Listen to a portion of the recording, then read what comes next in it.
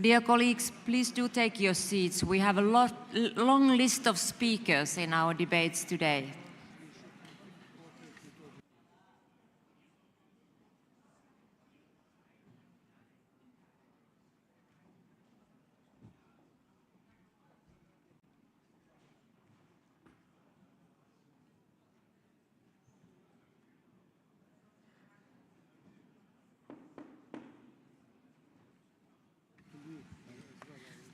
Dear colleagues, please take your seats and please note that this meeting is being recorded and is being broadcast on the OSCE's social media platforms and website.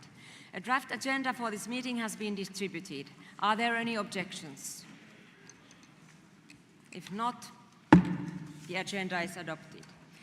Let me inform all members that the speakers' lists are closed. I will not add members to these speakers' lists.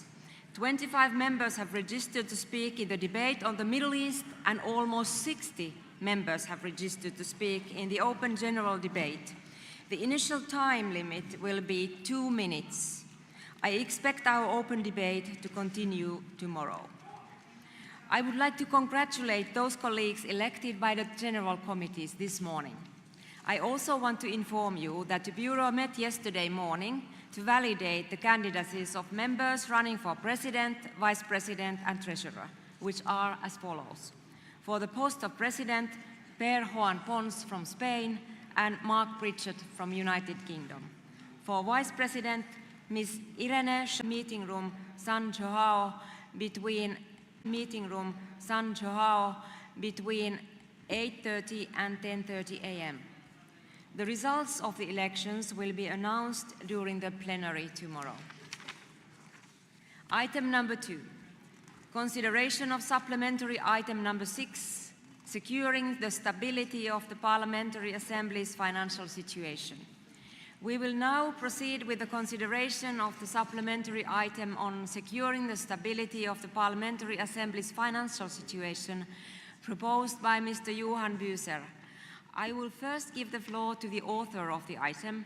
We will then have a general debate on the item proposed, after which we will consider the one amendment that has been proposed and one additional oral amendment. I'd remind you to please have your yellow plenary voting cards available for any votes needed today during this meeting. And I now give the floor to Mr. Johan Büser to present this supplementary item. Johan, you have the floor. Thank you very much, Madam President, and dear colleagues, as your treasurer and principal sponsor of this supplementary item, I rise to address a critical issue for the sustainability of our Assembly, and it is the need for a fairer and more stable financial foundation.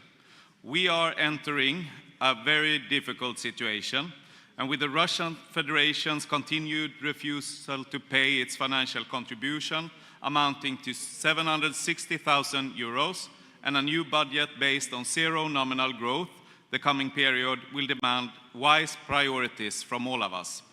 This supplementary item calls on the Standing Committee to consider 2 targeted amendments to the rules of procedure. First, to allow for more balanced and equitable scales of contributions by enabling national parliaments currently contributing below the 2.5% threshold to voluntarily increase their share. It is widely acknowledged that the current scales of contributions is outdated, and we've had this discussion many times also in this Assembly. So this proposal that I'm now putting in is intended to achieve a better balance for our finances. Second, to require that states failing to meet their financial obligations that they must settle all outstanding contributions before returning to full participation in the Assembly's work. These proposals aim to reinforce our financial resilience fairly, transparently and responsibly, so we can continue delivering on our mission, which is democracy, dialogue and peace. And I respectfully ask you for your support. Thank you.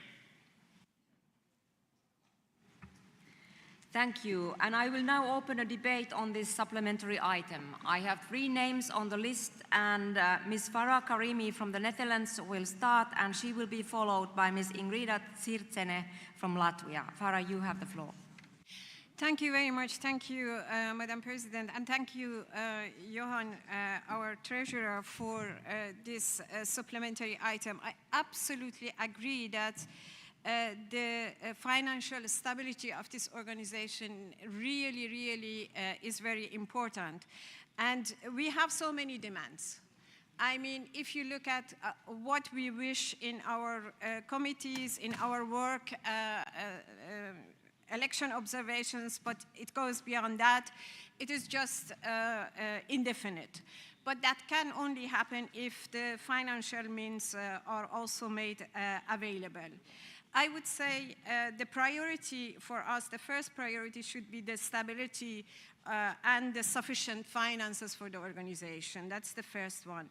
And I agree that it should be balanced, but it should be balanced in the way that the increase actually is suggested for the parliaments that now have really low contributions. So in that sense, I would say, and I would like actually, Johan, maybe you could elaborate on the paragraph 11. Because if I read it correctly, it means that my delegation, my parliament, the Netherlands, which is now actually paying a high contribution, could come to the organization and say, hey, we are paying too much and we want to decrease that. Is that your suggestion? I don't think that that is it, but I would like to actually hear that very concrete from you, that that is not the suggestion. Thank you very much. Thank you, Farah. Next speaker is Ms. Ingrida Tsirtsene from Latvia, and she will be followed by Mr. Pascal Alisard from France. Ms. Tsirtsene, you have the floor. Thank you. At first, thank you, Treasurer Johan Büser. We gather here not just as representatives of our respective nations, but as stewards of a shared vision, a vision built on cooperation, dialogue, and peace. Yet today, that vision is being tested. We face ongoing challenges to our values and our international resilience, not least due to the failure of some participating states to uphold their financial commitments. Since 2022, we have witnessed the refusals of the Russian Federation to pay its obligated financial contribution. This is not merely a breach of financial responsibility, it's a direct threat to the operational integrity of this assembly. And as troubling as this case may be, it opens the door to a broader concern. We can't and must not allow the effectiveness of our work, election monitoring, field missions, and interparliamentary diplomacy to be compromised due to financial instability. Our call is not punitive, it's principle. Because Russia is not paying, it means the rest of us need to pay more to cover the budget shortfall. Refusing to contribute to the OSCE budget should also mean that Russia loses the possibility to influence the work of the International Secretariat by having its nationals on the payroll. There is no reason for the rest of us having to pay the salaries of Russian nationals currently working at the International Secretariat, and I will be presenting an amendment and also oral amendment on this later on. Thank you. Thank you, Ingrida. And the next speaker and the last speaker on the list is Mr. Pascal Alisard from France. Pascal, you have the floor. Oui, Madame la Présidente, merci. Je voudrais pour ma part réaffirmer à l'occasion de ce débat deux choses. La première, dire que nous sommes absolument sensibles aux difficultés budgétaires que peut connaître notre Assemblée compte tenu du fait que la Russie ne paye plus sa cotisation. Ça, c'est la première chose. Mais la deuxième chose aussi, que les États, et en tout cas c'est le cas de la France, ne peuvent plus accepter tous les ans des augmentations et des augmentations de budget. Ça fait plusieurs années que la délégation française, que ce soit d'ailleurs la délégation issue du Sénat, que la délégation issue de l'Assemblée nationale, nous n'acceptons pas ces augmentations. Et je pense que avoir une approche budgétaire peut-être un peu différente, basée sur la stabilité du budget, serait une bonne chose. Et je voudrais rappeler ou informer, alors rappeler pour les plus anciens, dont malheureusement je suis, et informer les plus récents, qu'il y a quelques années, un travail avait été d'ailleurs mené par le trésorier de l'époque sur une actualisation du mode de calcul des cotisations, mode de calcul qui n'a pas été revu d'ailleurs depuis pratiquement 50 ans, et que des pays qui étaient des pays pauvres, voire en voie de développement il y a 50 ans, ne le sont plus aujourd'hui, et peut-être pourrait-il payer une cotisation légèrement supérieure, et ce qui, au bout du bout, pourrait contribuer à une stabilité budgétaire et à une stabilisation de notre budget. Je vous remercie. Merci, Pascal. The debate is closed now, and I would ask the Treasurer, Mr. Johan Buser, would you like to respond? Thank you, Madam President, and thank you for your interventions. And to start with Ms. Karimi from Netherlands, the suggested paragraph number 11, the exceptions that are made is for the delegations that are paying less, and it's not supposed that you should pay less than you do today. What it is approaching is the delegations paying currently below 2.5% of the approved OSCE budget and whose GDP per capita exceeds 1%. So we should not pay less than we do today. This is not what my supplementary item is aiming at. Okay? So I want to be clear on that. And regarding the Latvian amendment, it's of course a political decision, and I leave it to the Assembly to decide, and thank you for the amendment, and it's of course an important discussion. And regarding the last comment from Mr. Alisad, my supplementary item is of course based on the very old scales of contribution, which is not functioning so well anymore. So this is one step at least to make sure that the smaller countries who don't pay so much can pay a little bit more. So this is a response to the discussions we've had for many years in this Assembly. Thank you. Thank you. And we will now move to adoption of paragraphs and consideration of the single amendment and the oral amendment submitted to the draft resolution. Copies of the amendment have been made available. When we get to the amendment, I will call the proposer of the amendment first, and then will call any opponent of the amendment. I will then ask the sponsor of the draft resolution, Mr. Johan Buser, for his opinion. I ask speakers on the amendment to observe a time limit of only 1 minute. Following that, I shall put the amendment to the vote. We will then consider the oral amendment. We are also required to vote on every paragraph to which there are no amendments.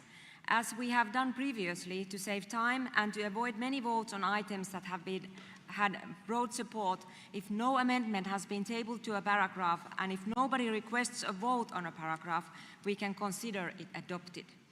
Any time a specific vote is requested, we will do so. We will now go to paragraphs from 1 to 10. Does anyone want a vote on any of these paragraphs?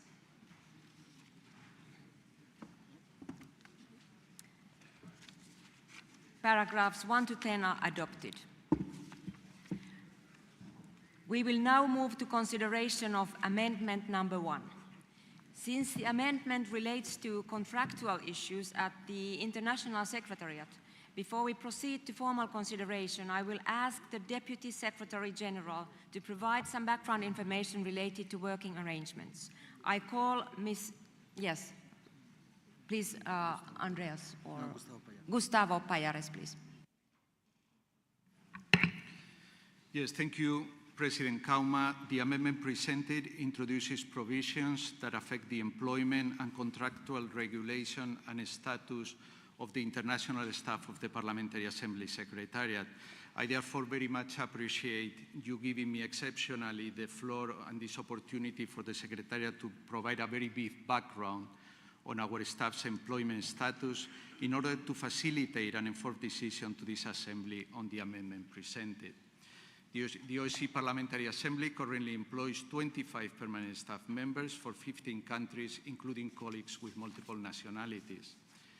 In line with practice in the OSCE, the employment in the PA Secretariat is open to nationals of all the 57 participating states of the OSCE.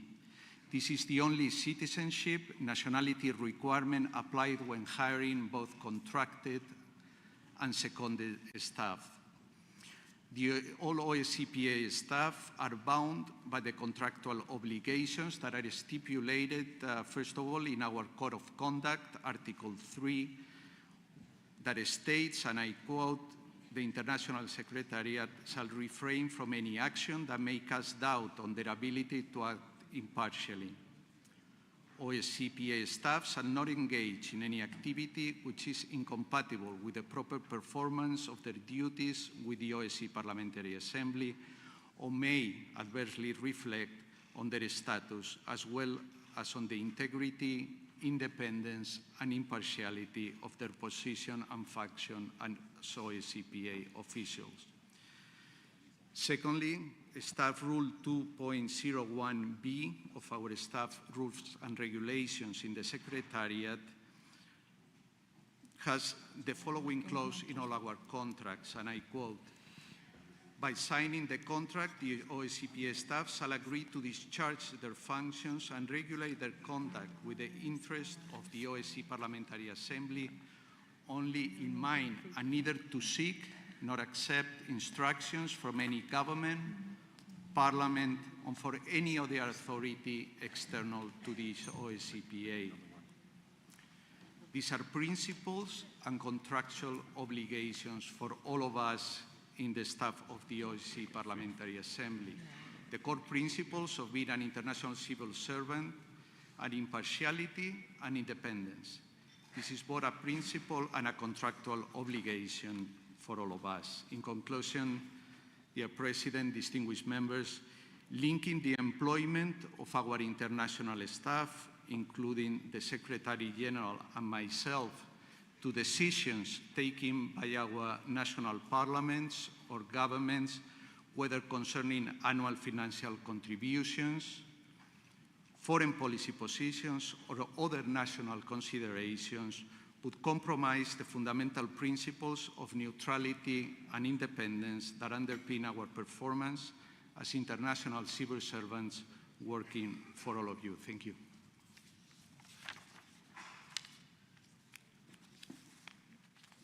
Thank you, Gustavo. And I now call Ms. Ingrida Silsene from Latvia to propose amendment number 1 to insert a new paragraph after paragraph number 10. Thank you very much. At first, I would like to stress that OSCE Parliamentary Assembly is parliamentarian, political, international organization, and parliamentarians are deciding how we are working. We all know that Russia has not paid its OSCE Parliamentary Assembly membership fees since 2022. Yet there are still Russian nationals working in the International Secretariat. These Russian nationals have not publicly denounced Russia's aggression in Ukraine. Therefore, it is unclear where their loyalties lie, the OSCE Parliamentary Assembly or indeed the Russian Foreign Ministry. So we currently have a situation where the rest of us are paying for the salaries of these Russian nationals, and this strange situation needs to be urgently remedied. Therefore, I ask you to support the amendment I have put forward.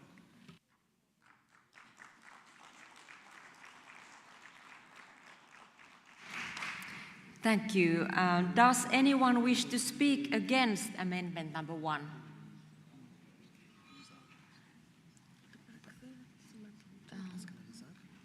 I have the name of Mr. Alizad here.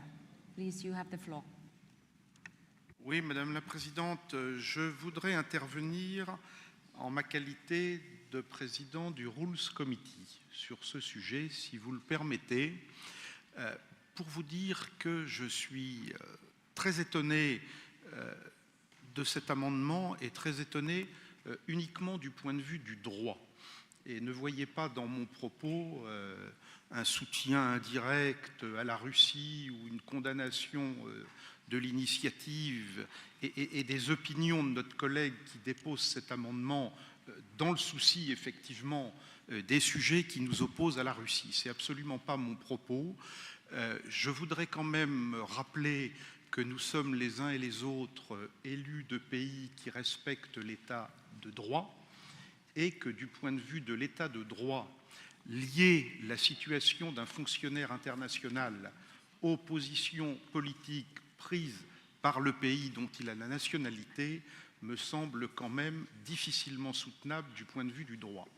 Alors moi, Madame la Présidente, si je puis me permettre, soit on adopte le principe d'un renvoi de cette question devant le Rules Committee, puisqu'il s'agit en fait de la modification de notre règlement, et à défaut de ce renvoi, je ne peux, mes chers collègues, que vous demander de voter contre cet amendement, parce qu'il est, de mon point de vue, illégal, et que le fonctionnaire qui se verrait licencié pour cette raison pourrait parfaitement nous emmener devant une juridiction internationale. Je pense par exemple au tribunal international, à la Cour internationale des droits de l'homme, et je peux vous garantir, Madame la Présidente, Monsieur le Secrétaire général, qu'à 100%, vous seriez condamné. Alors, je m'excuse de ce propos auprès de ma collègue qui a déposé l'amendement, et une fois de plus, j'ai rien contre elle et rien contre ce qui peut la motiver par rapport à la position russe qui est inacceptable, et j'ai toujours soutenu cette position, mais je crois que du point de vue du droit, cet amendement n'est pas soutenable. Je vous remercie. Thank you. And I would now ask Mr. Johan Buse's opinion of the amendment. I leave it to the Assembly to decide on this issue. I think most of it has been said. Thank you. Thank you. And I shall now put amendment number 1 to the vote. Will all those in favor of the amendment please raise their voting cards?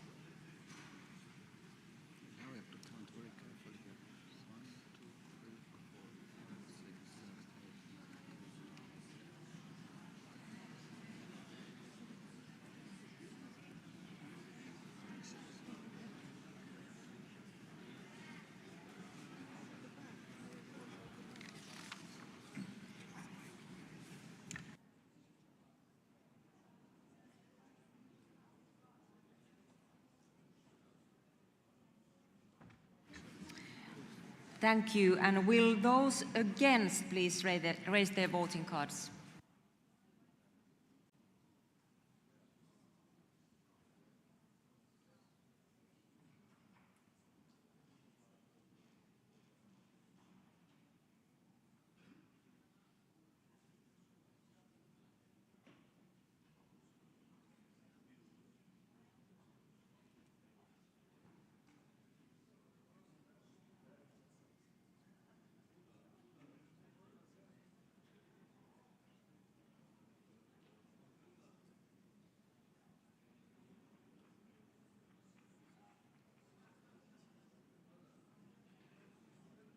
Thank you. And any abstentions?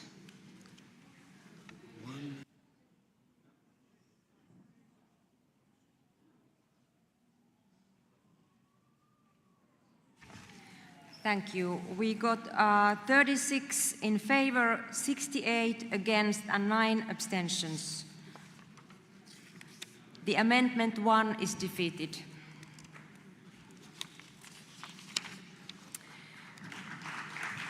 We now move to oral amendment.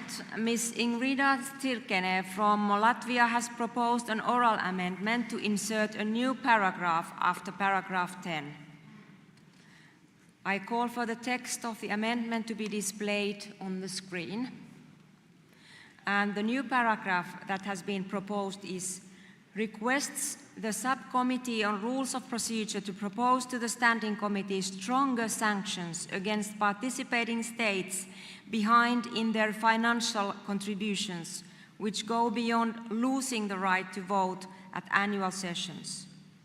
In accordance with paragraph 10 of Rule 22 of our Rules of Procedure, first I will ask whether there is any objection to the oral amendment being considered. If there is any objection, the oral amendment cannot be considered and it falls. Are there any objections for the oral amendment being considered?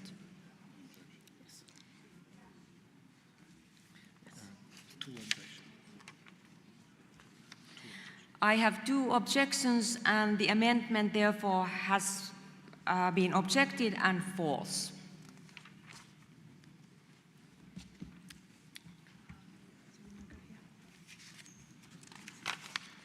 Thank you. And we now move to paragraphs from 11 to 13 together. Does anyone want to vote on any of these paragraphs? 11 to 13. No. So we next go to vote on the draft resolution as amended. Would those in favor of adopting the draft resolution as amended please raise their voting cards?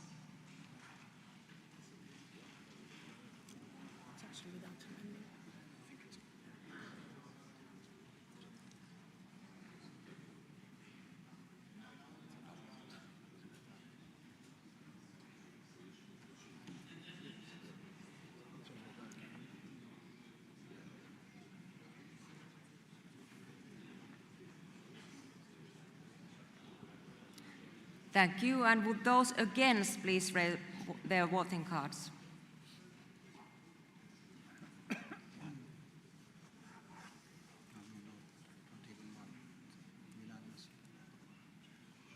Thank you. And are there any abstentions?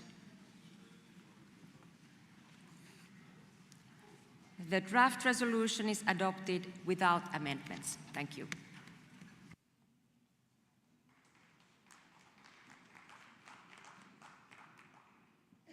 We then go to item number 3 on our agenda, which is remarks by OSCE officials. We are joined this afternoon by colleagues from the OSCE. I propose that we hear from both of our guests before I open the floor to questions. I first invite the Secretary General of the OSCE, Ambassador Feridun Sinioroglu, to address the Assembly. You have the floor, Ambassador.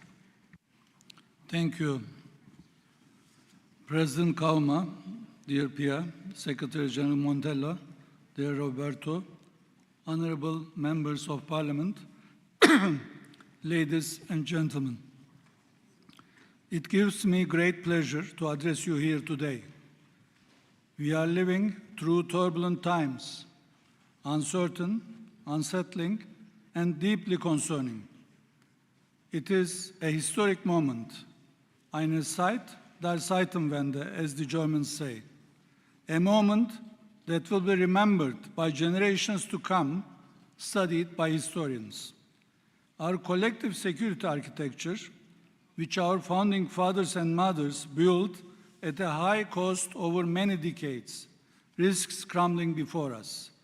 Recently, we have continued to move closer to the precipice as the selective application of international rules has contributed to a steady erosion of international law and norms. The use of force and a new arms race become the default response to complex international problems. We need to stop now before we reach the edge of the cliff. Ladies and gentlemen, we must stop now if we are to begin to rebuild a meaningful security dialogue. A security dialogue that can, over time, lay the groundwork for a renewed and more durable security architecture. The breaking of fundamental norms and principles is the biggest challenge in front of us today. This cannot become the new normal. Once the rules do not matter to some, they will eventually apply to no one. And when that happens, no one is secure. Let me be clear, principles are not optional. They should be applied to everyone, period. The selective application of rules erodes international law and undermines everyone's security in the long run. Let us be honest and start from there. In a world without rules, no one is safe. So how do we step back from the brink? I believe there are three crucial steps we must take, and I want to underscore that, though fragile, there are signals of progress, signals that we must nurture and support. First, we need to end the wars. Foremost among them in the OSCE region is Ukraine, the war in Ukraine. We have seen in recent weeks and months the glimmer of diplomatic hope for a ceasefire. It is our collective duty to support efforts towards a negotiated settlement to end the war, and the Parliamentary Assembly can play a role here. We need to encourage the sides to continue meeting and agree on further confidence-building measures, including involving exchange of prisoners and repatriation of Ukrainian children. In this context, I want to stress once again, publicly and firmly, any such initiatives must include our three OSCE officials, Vadim Golda, Maxim Petrov, and Dmytro Shabanov. After 3 years, their families continue to endure unspeakable anguish and pain. They deserve to be reunited with their loved ones, just as so many other families of prisoners. Second, we need to recommit to the fundamentals, the principles enshrined in the Helsinki Final Act, like sovereign equality, territorial integrity, and respect for human rights and fundamental freedoms. These are the bedrock of international law.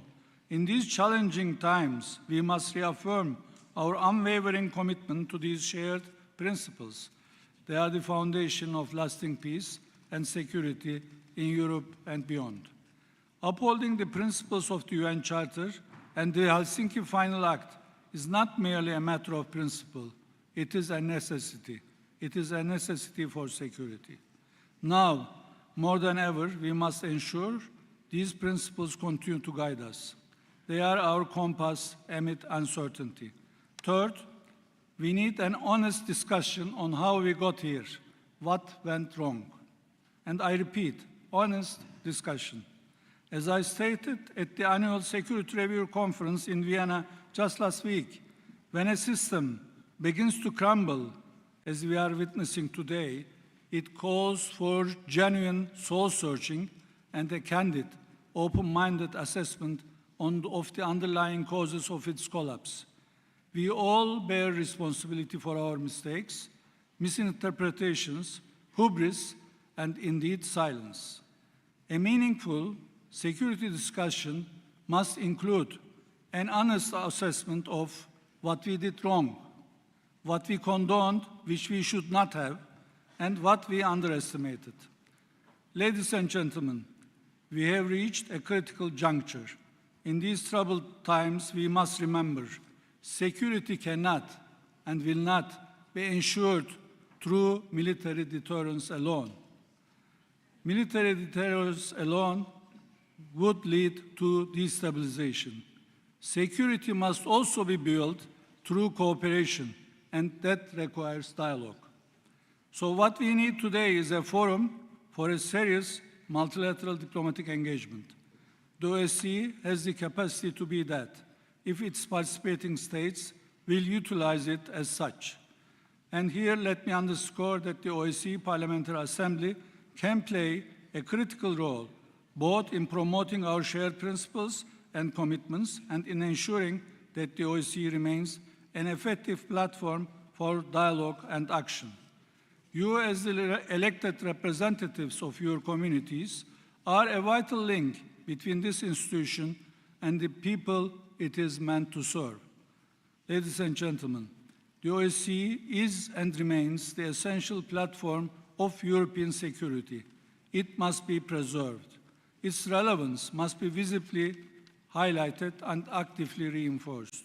We are in urgent need of renewed investment, not just in financial resources, but in political will, to ensure it can meet today's challenges. There is no doubt that today's geopolitical situation is challenging, but geography will not change. That is why OSCE remains essential for dialogue, mutual accountability, and joint solutions. The OSCE offers a path back from the brink, and the foundation for a safer, more stable future for all. I thank you all.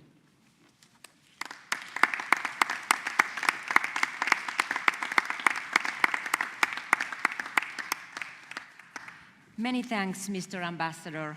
We will now hear remarks by the Director of the OSCE Office for Democratic Institutions and Human Rights, Maria Telalian. Ms. Telalian, you have the floor. I thank you, Madam President, dear Pia, Mr. Secretary General, dear Feridun, honorable members of Parliament, ladies and gentlemen. Let me start by expressing my sincere thanks to you, Madam President, as well as to you, Roberto, and the whole Parliamentary Assembly Secretariat for the invitation to participate in this annual session and for the opportunity to contribute on behalf of the Office for Democratic Institutions and Human Rights, and of course for the close cooperation and partnership we enjoy. Our cooperation remains crucial to ensuring that states uphold OSCE commitments and relevant international standards in the area of democracy, the rule of law, and human rights.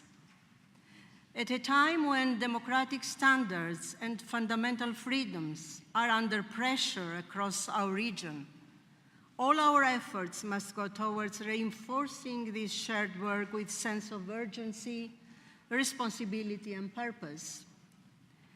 In just a few weeks, the OSCE will mark the 50th anniversary of the Helsinki Final Act, a landmark, visionary agreement that paved the way for closer relations among states, recognizing human rights and democracy as foundational elements of our international security, the governance of our societies, and sustainable peace. As director of ODIHR, a leading human rights institution, born out of those very principles, I am more convinced than ever of their importance and enduring relevance. Personally, I am concerned about the profound and serious challenges currently facing international relations and the legal and political framework that has sustained them for decades.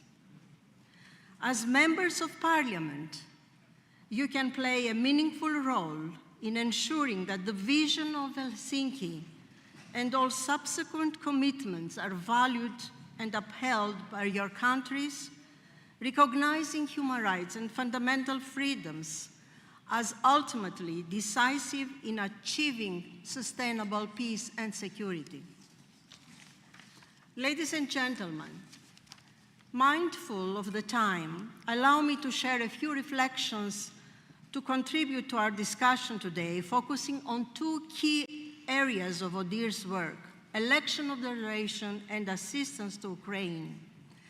I wish to begin with our joint work in election observation because I sincerely believe it demonstrates the importance of our cooperation and the added value of OSCE in a crucial area for our democratic societies.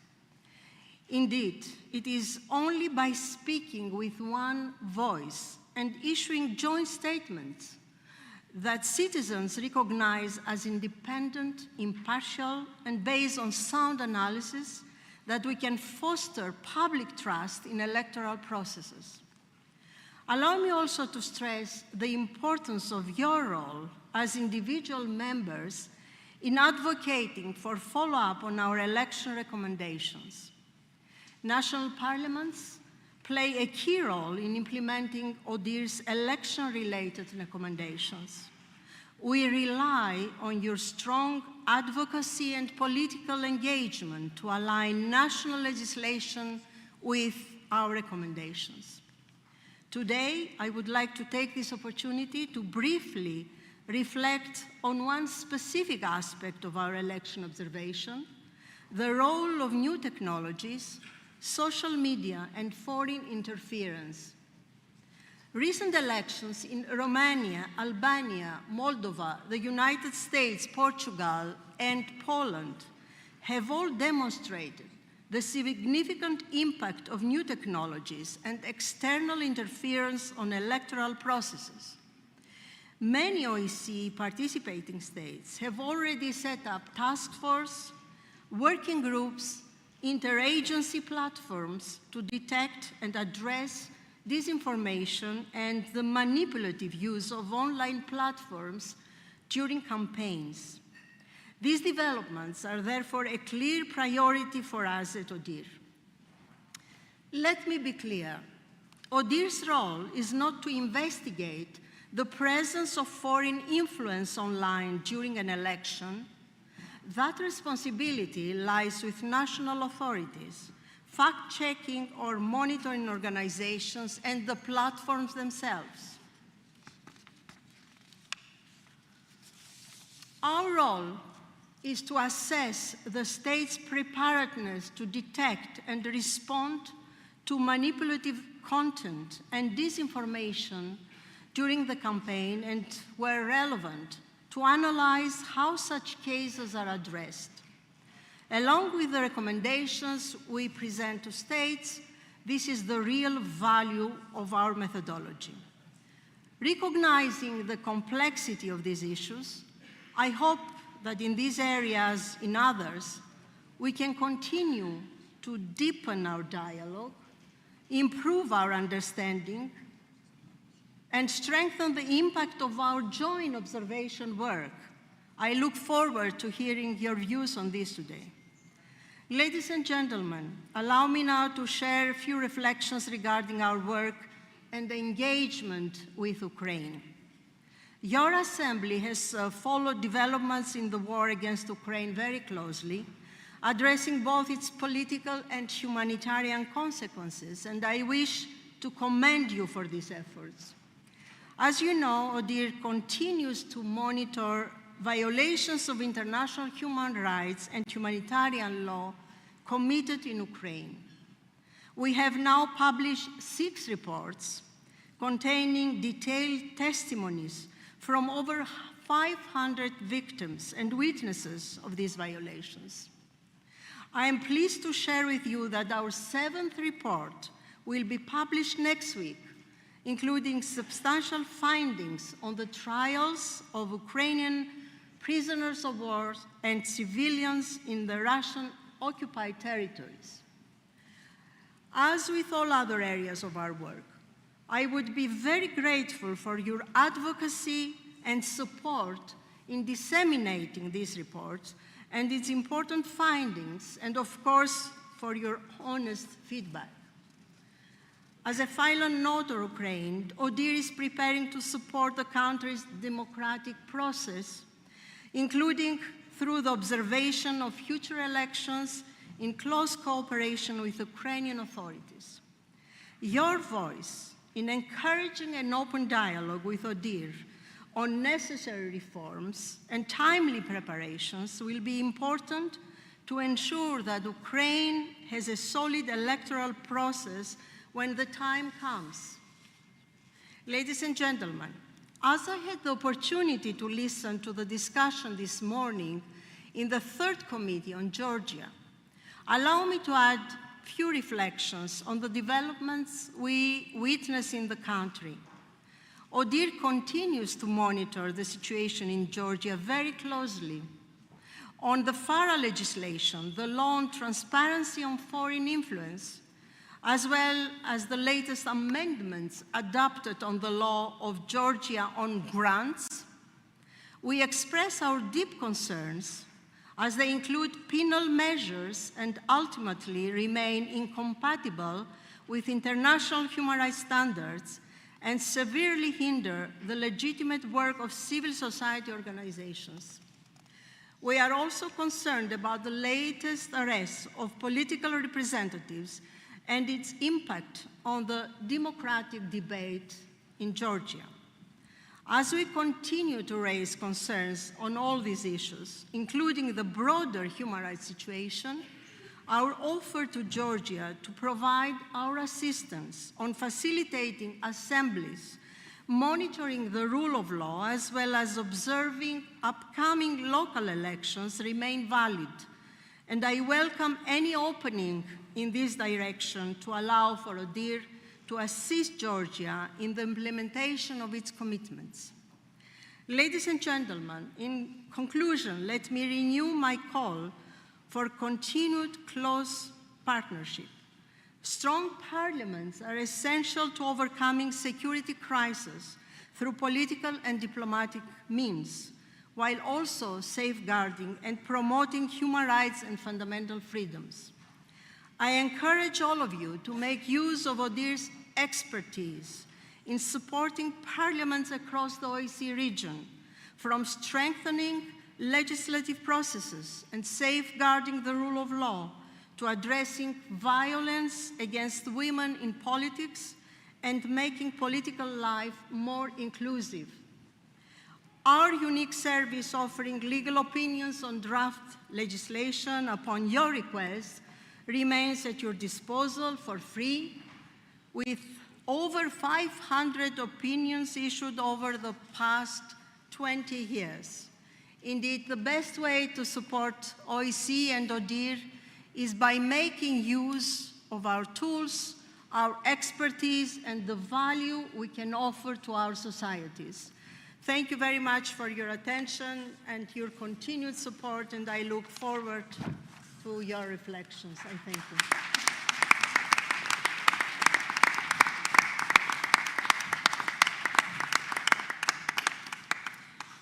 Thank you, Ms. Telalian. We now move to question and answer session. I will now give the floor to members who signed up in advance to ask questions, and each member will have 1 minute to ask his or her question. For the time being, I only have one name on the list of questions, and that is Senator Peter Boehm from Canada. Senator, you have the floor. Thank you very much, Madam Chair. My question is for the Secretary General. As we know, the OSCE has functioned without an approved budget since January 2022 and is currently operating on monthly allotments based on 2021 approved spending levels. So my question is, how is the budgetary impasse affecting operations and field missions in particular? And do you believe, it's actually a second question, do you believe that the OSCE should advance reforms such as limiting the application of the consensus rule in order to address what appears to be an institutional deadlock? Mr. Ambassador, you have the floor.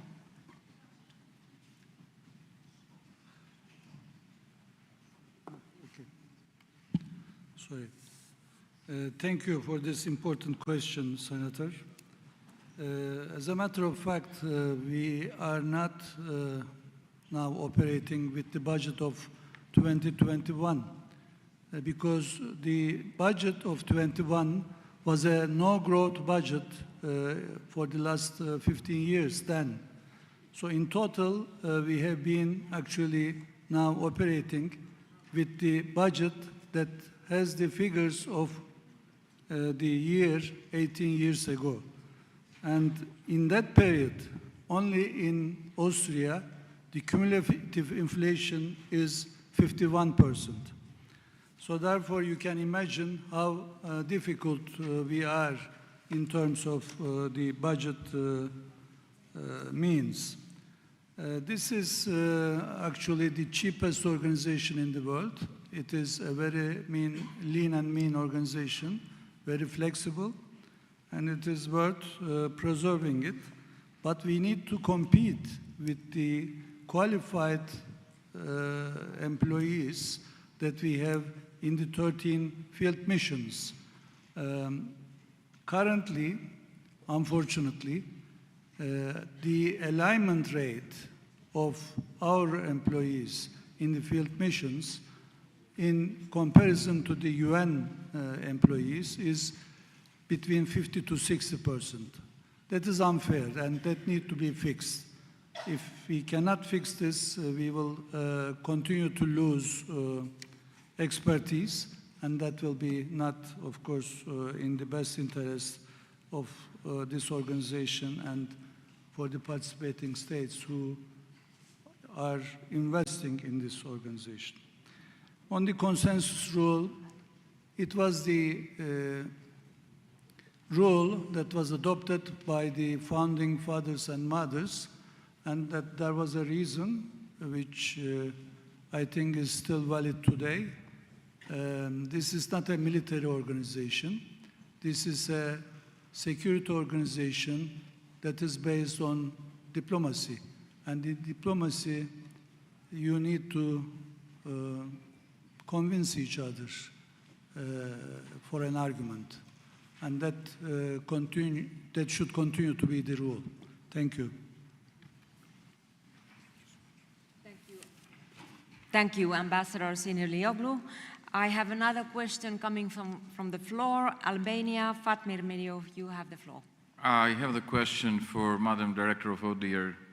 I do appreciate your being very direct in what you exposed here, but you spoke about Georgia, and Albania is not far because I can say it's worse than Georgia, and that what you mentioned about technology is the list of the problems, because in Albania, in last election, we had the use of judiciary against the opposition for more than a year. Criminal groups did vote buying and vote intimidation and money laundering in purpose for the elections. The third point is the use of state resources in favor of Socialist Party, budget in favor of buying votes. 4, the state and the Socialist Party now are one. You have had your recommendations since 2013, and since then the Socialists came in the government. They never had an electoral reform to respect the recommendation of OSCE ODIHR. So, Madam Director, what is the next step? That Albania will follow the recommendation of ODIHR report of the elections of May 11? Ms. Delalian, would you like to respond? Yes, thank you very much for raising this issue. Actually, as you know, we have released a preliminary report concerning our assessment on the elections in Albania, and sticking to our mandate and within the limits of our mandate, actually, we have made an objective, non-political assessment of the situation. And of course, our observation of elections doesn't stop there. As you know, a final report will be issued in a few months with specific recommendations. And then our observation will also continue during that phase regarding the follow-up to those recommendations. And regarding we are going actually to monitor how Albania will follow up and how Albania will implement those recommendations. And this is an ongoing process. So this is as far as we can go as an institution that monitors the implementation of human rights and election observation. Thank you. Thank you very much for the questions and answers. And we now move on, if there is one more question. Is that Georgia? Yes, you have the floor, please. Thank you, Madam President. I have a question to the Director of ODIHR. Actually, I have two questions. First question is, you mentioned FARA, which is the Foreign Agent Registration Act.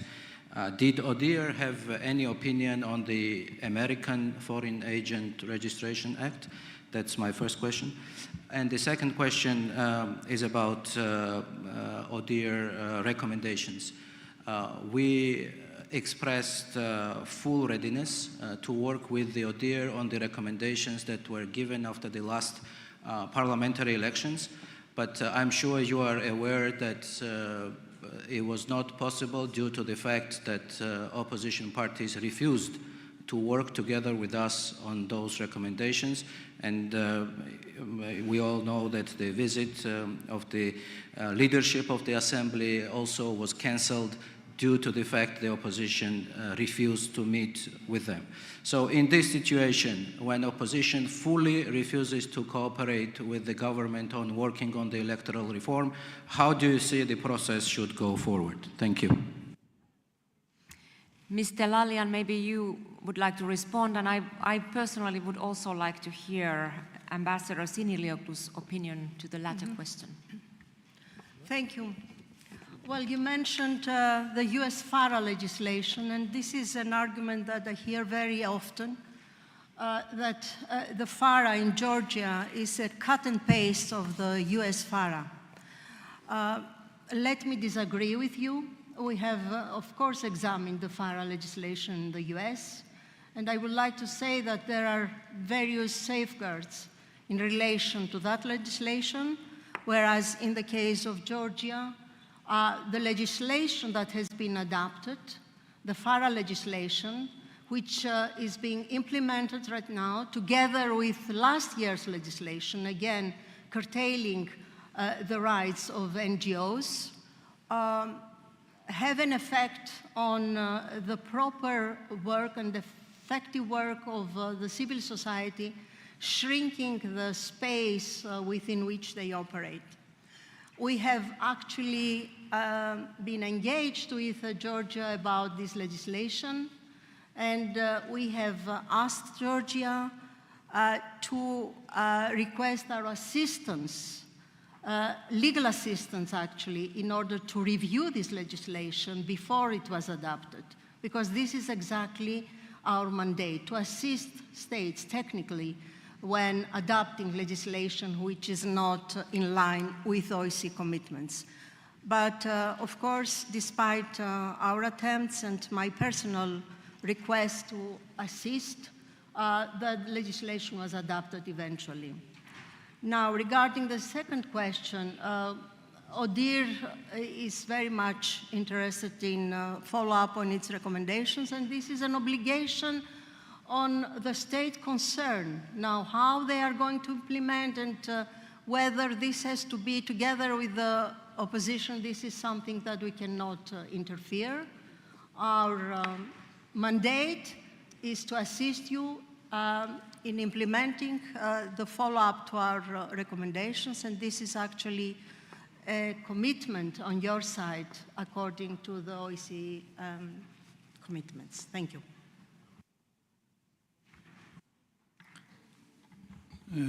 Thank you. Just some additional comments on this. First, of course, we should not forget that Georgia is also a country at war, technically and legally speaking, and 23% of that country is under occupation. And therefore, when we discuss and analyze the situation in Georgia, we should always keep that in mind. About the elections, which is questioned by the opposition, ODIHR has written a report which clearly stated that the result of the election, despite some irregularities, are reflecting the decision of the electorate. That's also a fact. And in Georgia, Georgian parliament, the opposition has 66 MPs out of 150. So over 40% of the parliament is represented by the opposition. But the opposition boycotts the parliament. And in democracies, of course, you should have the civic space to voice your concerns, your complaints, etc. But also, you need to use the elected people's house, the parliament, in an effective way. I mean, to have over 40% representation and not using it is not doing justice to the people who have been elected to you. That's also actually a question that we need to study when we talk about Georgia. Thank you very much. Thank you very much. Very good answers and very good questions also. We now move on to item number 4 on our agenda, which is addresses by presidents and speakers of parliaments. We are fortunate to be joined today by 3 other distinguished guests who will each address the Assembly. We will first hear from the Speaker of Parliament of Kyrgyzstan, Nurlanbek Turgunbek Ulu, followed by the President of the NATO Parliamentary Assembly, Marcos Perestrello, and then from Theodoros Rousopoulos, President of the Parliamentary Assembly of the Council of Europe. Nurlanbek Turgunbek Ulu, are you in the room, in the conference room? All right, then in that case, we move to the next speaker, who will be President of the NATO Parliamentary Assembly, Marcos Perestrello. You have the floor.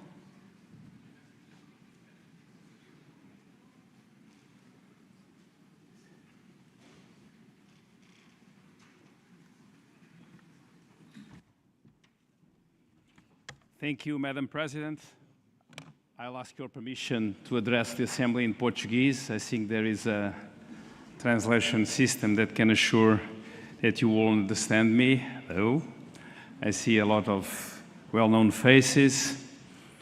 Senhora Presidente da Assembleia Parlamentar da OSCE, Senhor Presidente da Assembleia Parlamentar do Conselho da Europa, Senhora Presidente da Delegação Portuguesa na Assembleia Parlamentar da OSCE, caros colegas, minhas senhoras e meus senhores, é com satisfação que me dirijo a vós no momento em que a OSCE celebra os 50 anos da Ata Final de Helsínquia. Um acordo histórico que abriu caminho para a diplomacia e para a instauração de um diálogo inédito entre adversários do tempo da Guerra Fria. Aqueles que redigiram a Ata Final de Helsínquia perceberam que uma segurança duradoura está intimamente ligada à democracia e à prosperidade económica. Este novo diálogo assentava no compromisso com um conjunto de princípios fundamentais partilhado entre as partes, princípios que continuam a estar no centro da atual ordem internacional assente no direito. O respeito pela soberania e pela integridade territorial dos Estados, a renúncia à ameaça ou ao uso da força, o respeito pelos direitos humanos e pelas liberdades fundamentais. Todos os 35 Estados participantes na Conferência sobre Segurança e Cooperação na Europa subscreveram estes princípios fundamentais. Contudo, atualmente, a Rússia, assistida pelos seus aliados, a Bielorrússia, o Irão, a China e a Coreia do Norte, continuam a atropelar estes mesmos princípios. Há 11 anos que procura negar à Ucrânia o direito a existir como nação livre e democrática, o seu direito a viver livre de agressões, o seu direito a escolher o seu próprio caminho, os seus aliados e as suas alianças. A Assembleia Parlamentar da NATO tem estado ao lado da Ucrânia desde o primeiro dia. Permanecemos inabaláveis no nosso apoio à democracia, à independência, à soberania, à integridade territorial, ao direito à autodefesa e à autodeterminação da Ucrânia. Lutamos pelo reforço do apoio à Ucrânia, do apoio às suas capacidades de defesa, à reconstrução das suas cidades e da sua economia. Saudamos os esforços da Ucrânia para alcançar uma paz justa e duradoura. Saudamos a disponibilidade dos aliados para participarem nas medidas de estabilização, segurança e garantia da paz que se vierem a revelar necessárias. Temos de ser claros. O que está a acontecer na Ucrânia determinará o nosso futuro, o futuro do nosso continente, o futuro do mundo. E se queremos paz, precisamos de uma Europa e de uma NATO mais fortes. Por esse motivo, a Cimeira da NATO recentemente realizada em Haia foi determinante. Os líderes aliados sublinharam as ameaças sem precedente que a Europa e o mundo ocidental enfrentam, especialmente as ameaças diretas da Rússia e do terrorismo. Consequentemente, na Cimeira da NATO foi decidido reforçar a dissuasão e as capacidades de defesa da NATO e, em particular, do seu pilar europeu. Foi também adotado um novo e ambicioso plano de investimento em defesa que garantirá as capacidades necessárias para que os nossos Estados possam enfrentar estas ameaças sem precedentes. Este compromisso reequilibra o peso e as responsabilidades transatlânticas, fazendo da NATO uma organização mais forte. Os parlamentares da Assembleia Parlamentar da NATO irão agora desempenhar um papel fundamental no sentido de garantir que os governos aliados atingem os objetivos fixados na Haia. É importante destacar que o novo plano de investimento na defesa também inclui despesas com resiliência e, designadamente, com a resiliência das instituições democráticas. A Ucrânia tem demonstrado repetidamente que está empenhada na paz. Este investimento é essencial para reforçar o combate à crescente guerra híbrida que as autocracias lançaram sobre as nossas sociedades e as nossas democracias. Devemos também continuar a expandir a rede de parceiros da NATO em todo o mundo e procurar novas relações com os países do chamado Sul Global, designadamente as grandes democracias, como a Índia ou o Brasil. Se existe área das relações entre Estados, regiões ou continentes, onde a cooperação e a coordenação entre a NATO e a União Europeia, por exemplo, deve assumir uma nova e mais forte dimensão, é precisamente no relacionamento e fortalecimento dos laços com outras latitudes do planeta. Na qualidade de parlamentares, estaremos todos na linha da frente na promoção da defesa do Estado democrático. Cabe-nos reforçar, junto dos nossos cidadãos, que não existe democracia duradoura, não existem cuidados de saúde, não existe educação pública forte sem um Estado seguro, sem segurança, que também aos Estados compete assegurar, garantir. É por isso que temos de investir na nossa defesa, não para fazer a guerra, mas para defender a paz. Tal como a Assembleia Parlamentar da NATO, a Assembleia Parlamentar da OSCE foi criada para reforçar o diálogo e a cooperação parlamentar, para promover a nossa segurança coletiva, proteger a democracia e reforçar o bem-estar económico, ambiental e social. Dear colleagues, as we mark 50 years since the signing of the Helsinki Final Act, let us remember this call, enshrined in the Final Act. The commitment to peace, security and justice constitutes for each participating state a present and future responsibility. Let's hope that we all rise to this responsibility, to stand up for democracy, for peace, for justice, so that our children can live in a Europe ruled not by might, but by right, not by repression, but by freedom. Thank you.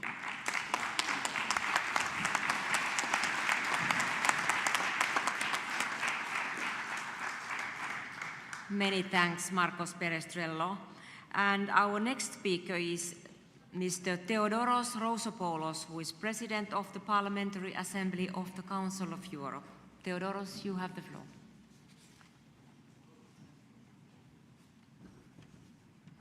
Thank you, dear Pia, dear President of the Parliamentary Assembly of NATO, dear colleagues, friends. Let me take you back to 1992, when OSCE was just 17 years old. Then I was 29, now I'm 62. And I remember that I was participating in this Helsinki meeting as a journalist covering international events. I still remember George Bush Sr. saying that democracy brings aspirations into harmony, and adding that aggression, war is unthinkable. I was filled with optimism at that time. The Cold War has ended. East and West were coming together as partners. It felt like a new era of reconciliation and lasting peace. 1 year later, in 1993, while covering the Vienna summit of the Council of Europe, heads of states, it was said that the end of the division of Europe offers an historic opportunity to consolidate peace and stability on the continent. Thus, Europe could become a vast area of democratic security. In 1995, I was visiting the NATO SAPE headquarters near Brussels. I recall the sense of optimism between Russia and NATO, while, listen to it, Russian officers were being stationed at. It was a powerful symbol, former adversaries no longer preparing for confrontation, but engaging in cooperation. Back then, many of us believed we were building a new Europe founded on peace, democracy, and the rule of law. And yet, dear colleagues, today, war has returned to our world, from Ukraine to the Middle East, from disinformation to democratic backsliding. We are once again confronted with the same fundamental question. How do we secure peace, freedom, and dignity for all? The Council of Europe and the OSCE were born from the same post-war vision, to make dialogue stronger than division, and to place human rights, democracy, and the rule of law at the heart of peace. In 1975, the Helsinki Final Act was not just a diplomatic milestone, it was a moral statement that the security of states depends on the security of people, that belief lives on in what the Council of Europe calls democratic security, a concept reaffirmed in our summits from Vienna 1993 to Reykjavik 2023. Democratic security tells us that only by protecting democratic institutions, safeguarding elections, and ensuring media freedom can we truly prevent conflict. It has often been said, dear colleagues, and widely studied, that democracies do not go to war with each other. But where do we stand today? Across Europe, people fear for the future, war, insecurity, and the erosion of rights. People ask, are we safer today than what we were 30 years ago? And if not, why? I believe the answer lies partly in the difference between visionary statement of the past and the often short-term political cycles of the present. We need to make people believe in democracy again. Surveys from across Europe show many young people admire authoritarian leaders, and even some of our member states face authoritarian tendencies.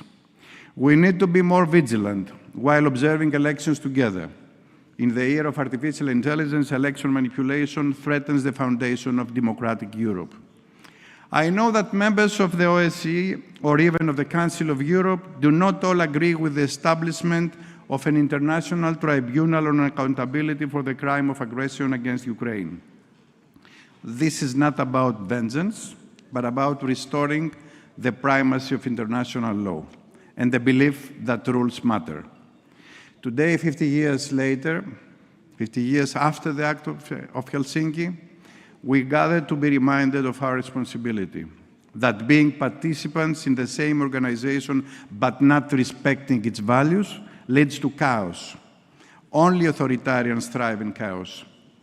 Those who believe in democracy call for fair elections, respect dissent, and do not jail political opponents. If we want to stand together, we must serve these principles. Appeasement, dear colleagues, as history taught us, not always lead to thrive, but very often to failure.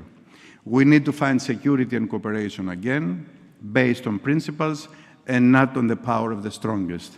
International law must prevail on the use of force. Thank you for inviting me, dear Pia.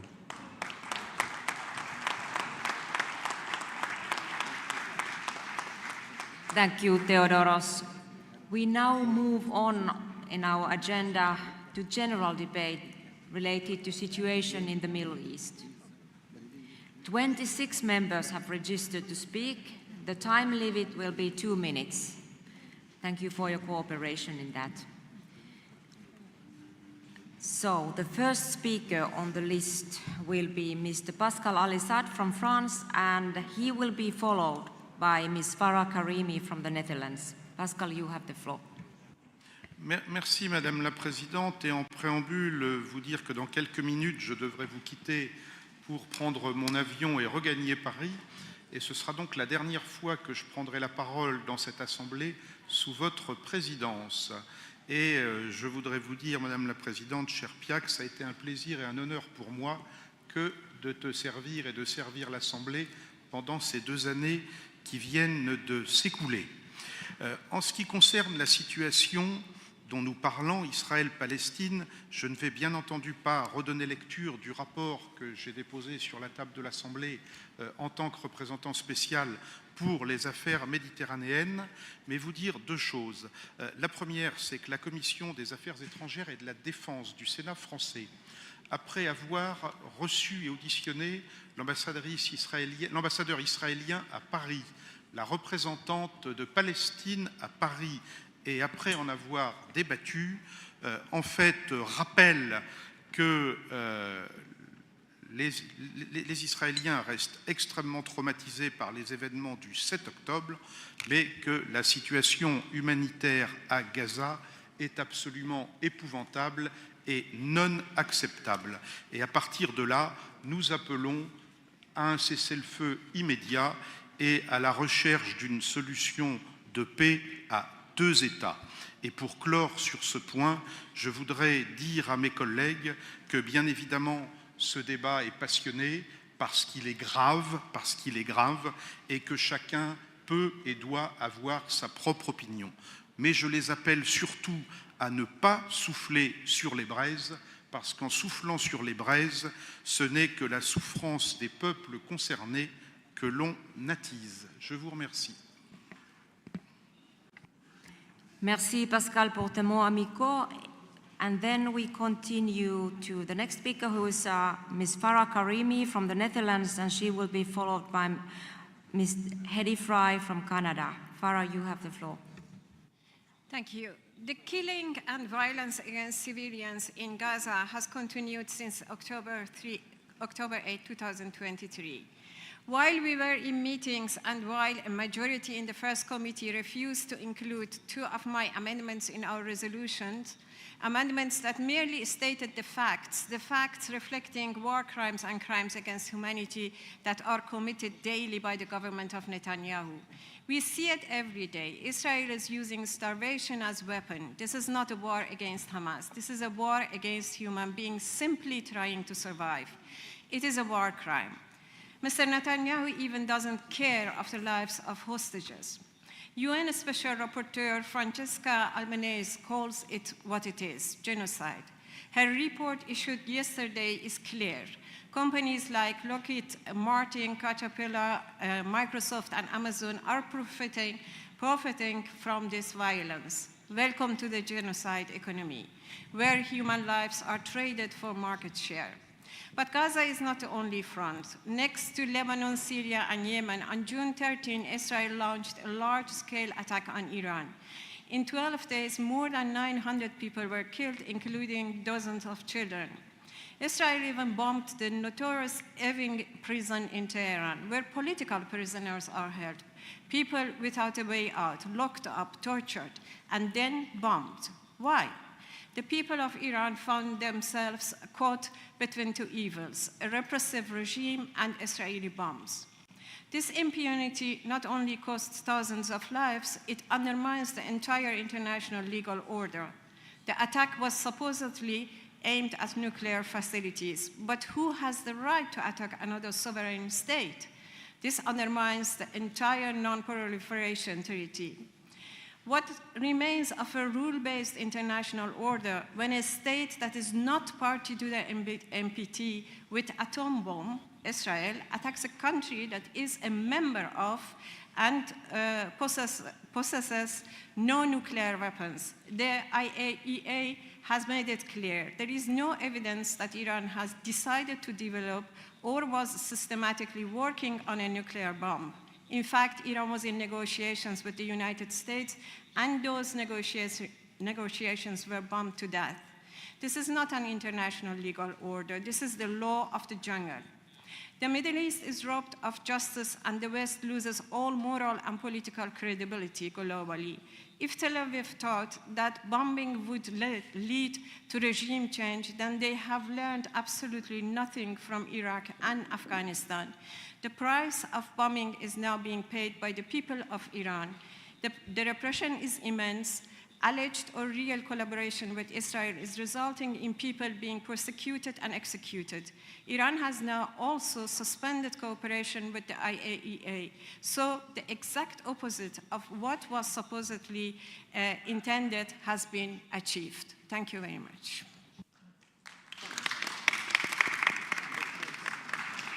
Thank you, Ms. Karimi. And I would like to remind everyone of the 2-minute time limit, because there are so many names on the list that we want to hear all of them. Next speaker is Dr. Hedy Fry from Canada, and she will be followed by Ms. Irene Sharalambides from Cyprus. Dr. Fry, you have the floor. Thank you very much, Madam President.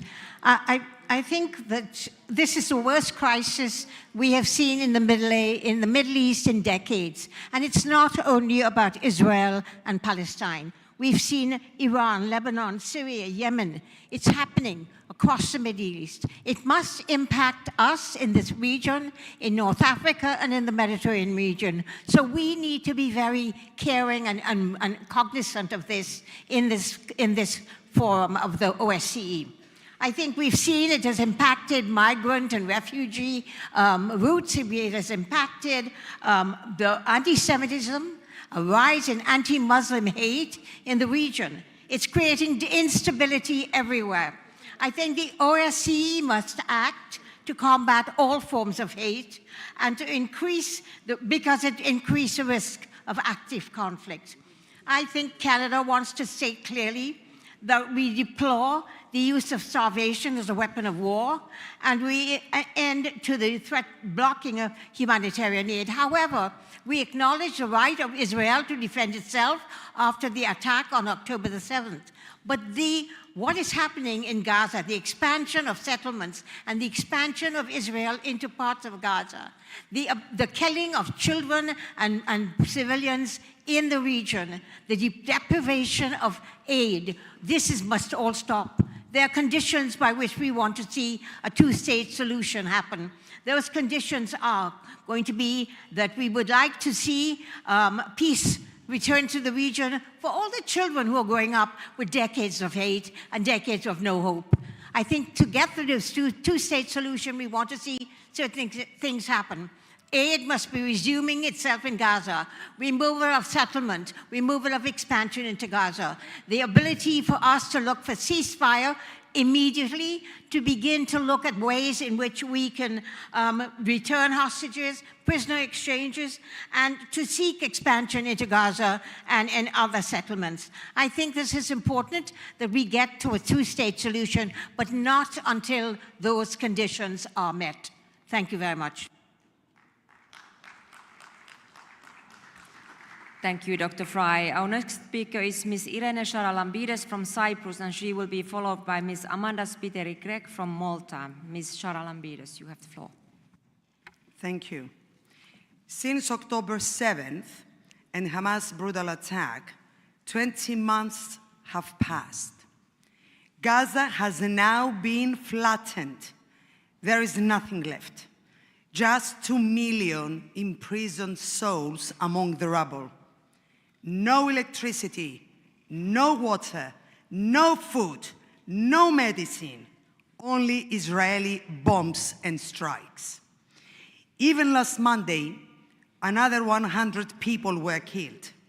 Every single day during these 21 months, these 600 days, there's been a new strike with 20, 30, 40 more dead. Even during the 20-day Israel-Iran conflict, the bombings in Gaza never stopped. The world's attention was elsewhere. So bombing went on and on and on. Over 56,000 dead. The vast majority of them civilians, women and children. Who will finally stop Netanyahu and the ethnic cleansing in Gaza. Yesterday, USA President said he would be tough on Netanyahu, but after how many thousands of deaths does this toughness begin? Europe watches in silence. Not even one condemnation, not even one measure, not even a single decision for even the mildest sanction. Anyone who dares to oppose the slaughter, the ethnic cleansing, the madness is accused of anti-Semitism. The USA President, after proposing to turn Gaza into the Riviera of the Middle East, now returns with a new plan. One, voluntary population transfer. Is there a choice between death by starvation or by bombs for someone to voluntarily leave their homeland?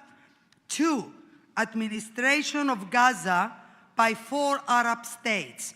Which Arab state has agreed to that? How can such a plan be implemented without consulting those directly affected? Even the opposition leader, Yair Lapid, yesterday called for an end to the war in Gaza. And just days ago, thousands of Israeli citizens in Tel Aviv demanded a ceasefire agreement and the return of the hostages. Dear colleagues, under no interpretation of international law can be considered as self-defense what is happening in Gaza. It is ethnic cleansing. And for these facts, humanity will be ashamed in the future. Ceasefire now. Thank you.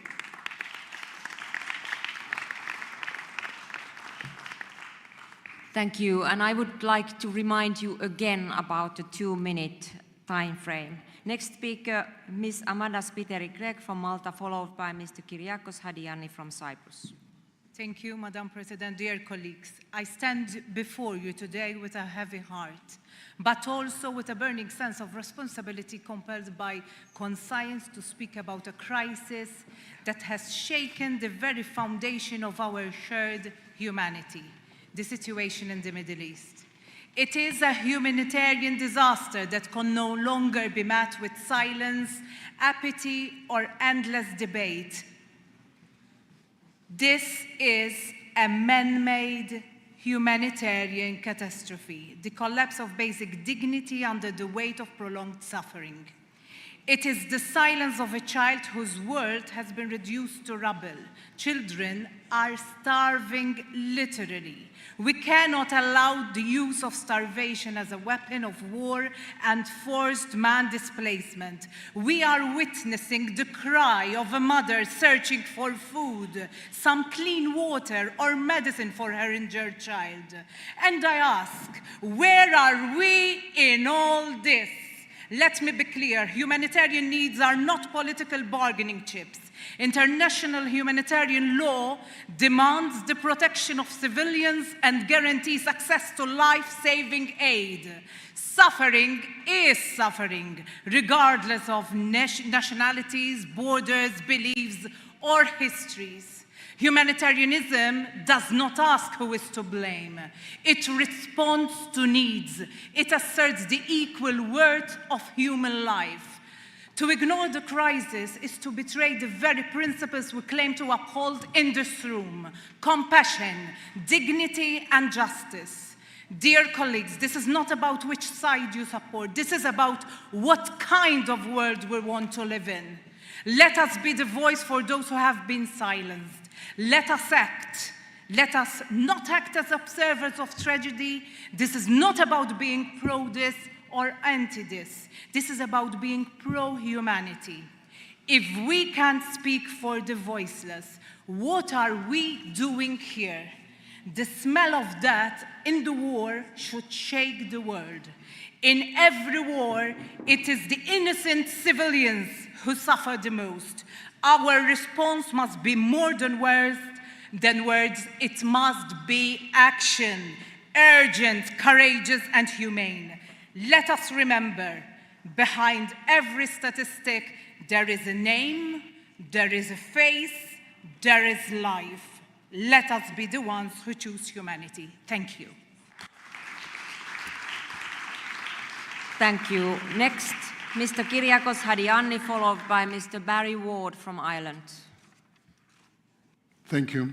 The situation in Gaza requires an immediate cessation of military operations, recognition of the serious humanitarian situation of the civilian population, and a demand for unhindered humanitarian access, while it is imperative that both parties will return to dialogue with a view to a just and viable solution. With regard to the Middle East, after 12 days of military operation, we now have a ceasefire. But this is not peace. It is just a pause before the next possible escalation. Iran has suffered serious military and normal setbacks. But let's be clear, its nuclear program is still moving forward. Proposal to leave the non-proliferation treaty and the possible transfer for enriched uranium to unknown locations are not just tactics. They signal a break from the international security system. Iran must return to the negotiation table on its nuclear program. Otherwise, nuclear safety becomes a global concern. Diplomatic efforts for uncontrolled nuclear framework in Iran are necessary. Any further military escalation in the region could lead to a possible blockade of the Strait of Hormuz. This would disrupt global oil supplies, trigger an energy crisis in Europe. Europe's energy security is at a serious risk, and regional instability could change the current balance of power, creating a chain reaction that could affect Europe's economy and overall security. Moreover, the ongoing conflict in the Middle East carries significant risks that extend beyond the region's borders. The increase in migratory flows will place in additional political and social burden on South European countries, including Cyprus. This reality calls for reinforced security measures and close cooperation with international partners to prevent and address emerging threats. Hamas, Hezbollah, Houthis are producing war, death, and terror. Those terror groups are so dangerous for the humanity, for the region. Thank you. Thank you. The next speaker is Mr. Barry Ward from Ireland, followed by Mr. Gisèle Jourda from France. Thank you, Madam President. In all of these discussions, there must be balance, and so it's appropriate to recognize the horror that was committed by Hamas against ordinary Israelis on the 7th of October. The difficulty for those families, for those individuals, is something we can't understand. But that horror does not absolve Israel from following international law and respecting humanitarian law, something they have consistently breached since then. And it's difficult to see Israel in the role of the victim when there has been 10 Palestinian deaths for every Israeli deaths over the last long number of years. What Israel doesn't seem to understand is that the actions they have taken in Gaza, while certainly illegal and certainly contrary to human rights law, they diminish them in the eyes of the international community. For Israel cannot call itself a functional member of the international community when it doesn't accept or abide by the very basic rules that we require for every country to be part of that community. And what they also don't realize, that there are appalling actions over almost 18 months, more than 18 months. Those actions breed future hate. The children whose parents have been killed in Gaza are not going to grow up to accept Israel's right to exist or right to defend itself as it's so often perpetrated. They will grow up to hate Israel. They are the terrorists of the future. And Israel fails to recognize this. I've been very disappointed by the European Union reaction to this. I have been much heartened by the comments in this room and from colleagues at the OSCE EPA. And I agree with calls for a ceasefire. But there is no incentive for Israel to enter into a ceasefire when they continue to get support and encouragement from some of the leading political powers in the world. That also needs to stop, as much as the killing and the genocide needs to stop. Thank you. Next speaker, Ms. Gisèle Jourdain from France, and she will be followed by Mr. Oscar Mina from San Marino. Merci Madame la Présidente. Le Proche et le Moyen-Orient sont en proie à une escalade de violence et de guerre sans précédent dans notre environnement de sécurité.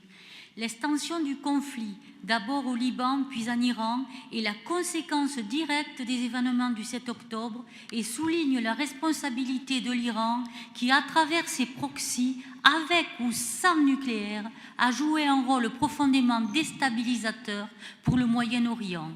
Israël, avec le soutien des États-Unis, a fait le choix de la paix par la force. Nous ne pouvons que prendre acte du cessez-le-feu en espérant qu'il soit durable. J'aurais préféré la voie de la diplomatie. Je suis convaincue que la stabilité et une paix durable au Moyen-Orient ne pourront être obtenues que par des solutions politiques et justes, non par les armes. En ce sens, il est urgent de stopper au plus vite les souffrances du peuple palestinien. 56 000 morts à ce jour, c'est catastrophique. Et combien demain? Je plaide pour l'ouverture d'urgence de l'accès à l'aide humanitaire, pour la mise en œuvre du droit international à Gaza, pour la cessation de ce conflit inique, pour l'arrêt de la colonisation israélienne en Cisjordanie, pour le dialogue politique. Je défends la reconnaissance d'un État palestinien sans condition. Pour les Palestiniens et les Israéliens, la solution politique passera, aussi difficile que cela puisse paraître aujourd'hui, par la voie de la reconnaissance de deux États. Cette solution garantira à tous un avenir sûr et sécurisé.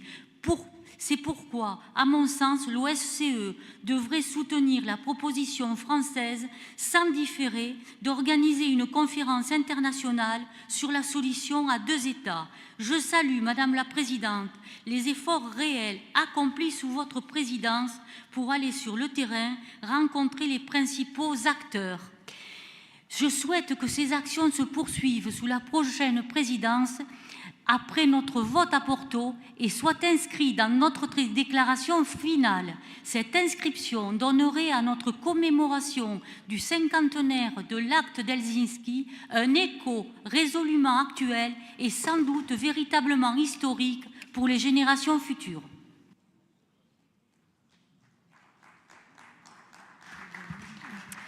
Thank you. Next, Mr. Oscar Mina from San Marino, followed by Mr. Halis Dalkilic from Turkey.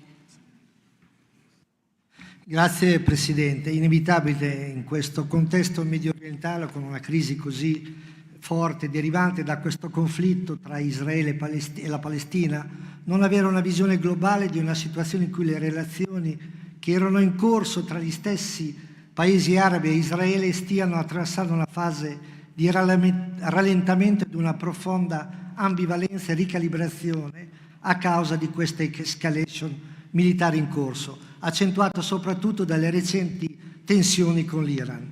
Quindi nel quadro medio orientale il giusto riconoscimento della Palestina rappresenta quindi un indizio di statualità quantomeno parziale della sua personalità giuridica internazionale di Stato a tutti gli effetti.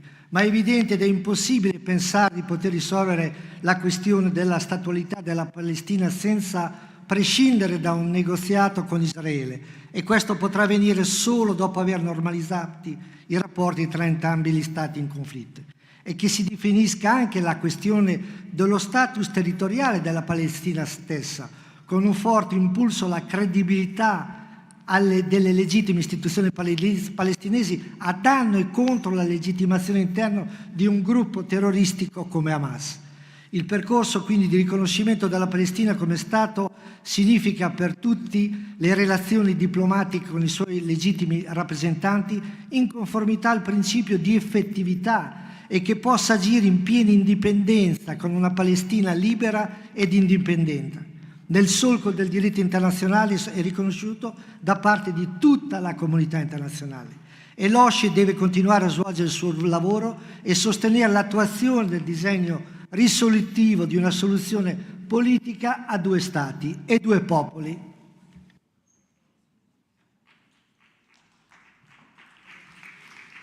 Thank you. And next, Mr. Halis Dalkilic from Turkey, followed by Mr. Nabil Boukili from Belgium. Teşekkür ediyorum Sayın Başkan. Bugün özellikle Orta Doğu'da yaşananlar uluslararası hukukun ve insani değerlerin nedenli sınandığını insanlığın gözler önüne sermektedir. Gazze'de şahit olduğumuz insanlık dramı uluslararası hukukun hiçe sayıldığı, insani değerlerin ayak altına alındığı ve siyasi zaptların masum canların önüne nasıl geçtiğinin acı bir tablosudur. Sivil halkın toplu cezalandırılması, yerleşim yerlerinin hedef alınması ve insani yardım koridorlarının kapatılması her birimize siyasi ve ahlaki sorumluluklar doğurmaktadır. İsrail sivillere ve mülteci kamplarına yönelik süregelen saldırıları ile Doğu Kudüs dahil olmak üzere Batı Şeria'yı da savaş ve katliam alanına çevirmiştir.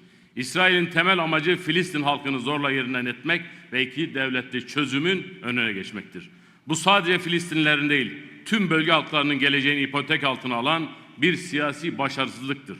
Bu kriz karşısında bazı ülkelerin sergilediği siyasi sessizliği ve tek taraflı duruşları uluslararası sistemin güvenilirliğinde tartışmaya açmaktadır. İsrail eylemleri nedeniyle cezasızlık algısı uluslararası hukuku hiçe sayması aşırıcı Netanyahu hükümetini cesaretlendirmektedir.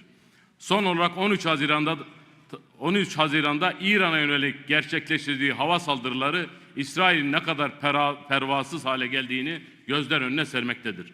Özellikle cezasızlık sanrısıyla hareket eden İsrail, diğer ülkeleri egemenliklerini hiçe sayarak yürüttüğü saldırıları, provokasyonları yalnız Filistin'e değil, Lübnan'a, Suriye'ye, Yemen'e, İran'a kadar uzanmış geniş coğrafyayı istikrarsızlaştırıyor. Bu şekilde devam ederse, eğer katil İsrail, katil Netanyahu durdurulamazsa gerçekten sadece bölge değil, dünyanın barışı içinde tehdidini artırmaktadır. Biz burada toplantı yaparken şu 24 saat içerisinde bile İsrail saldırılarında masum çocuklar, kadınlar, yaklaşık 176 sivil masum can daha katledildi. Biz sessizliğimizi korudukça Netanyahu azgınlığını, saldırganlığını devam ettiriyor. Ve bir soykırım, etnik temizlik peşinde olan Netanyahu'ya ve İsrail'e karşı artık insanlık ayağa kalkmalıdır. Bugün sessiz kalırsak yarın bu utancı hepimiz taşırız ve tarihe kara leke olarak geçer bu günler. Dolayısıyla 50 bin insanın, masum insanın ölümünden sorumlu olan sadece Netanyahu değil, ona sessiz kalan, onu durduramayan uluslararası kamuoyudur. Dolayısıyla Netanyahu durmalı, oradaki insanlar suya, gıdaya ulaşmalı, sağlığa ulaşmalı ve kalıcı bir ateşkes için, kalıcı bir barış için uluslararası kamuoyu harekete geçmelidir. İsrail'in yalanlarına ve manipülasyonlarına dünya kamuoyu ve insanlık sessiz kalmamalıdır, ayağa kalkmalıdır, yaptırımlarla, gereken tedbirlerle cevap vermelidir diyor, saygılar sunuyorum.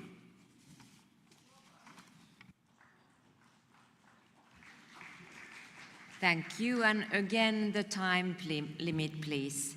The next speaker is Mr. Nabil Boukili from Belgium, followed by Mr. Crow from Ireland. Merci Madame la Présidente, chers collègues. Je prends la parole dans ce débat avec un sentiment mitigé.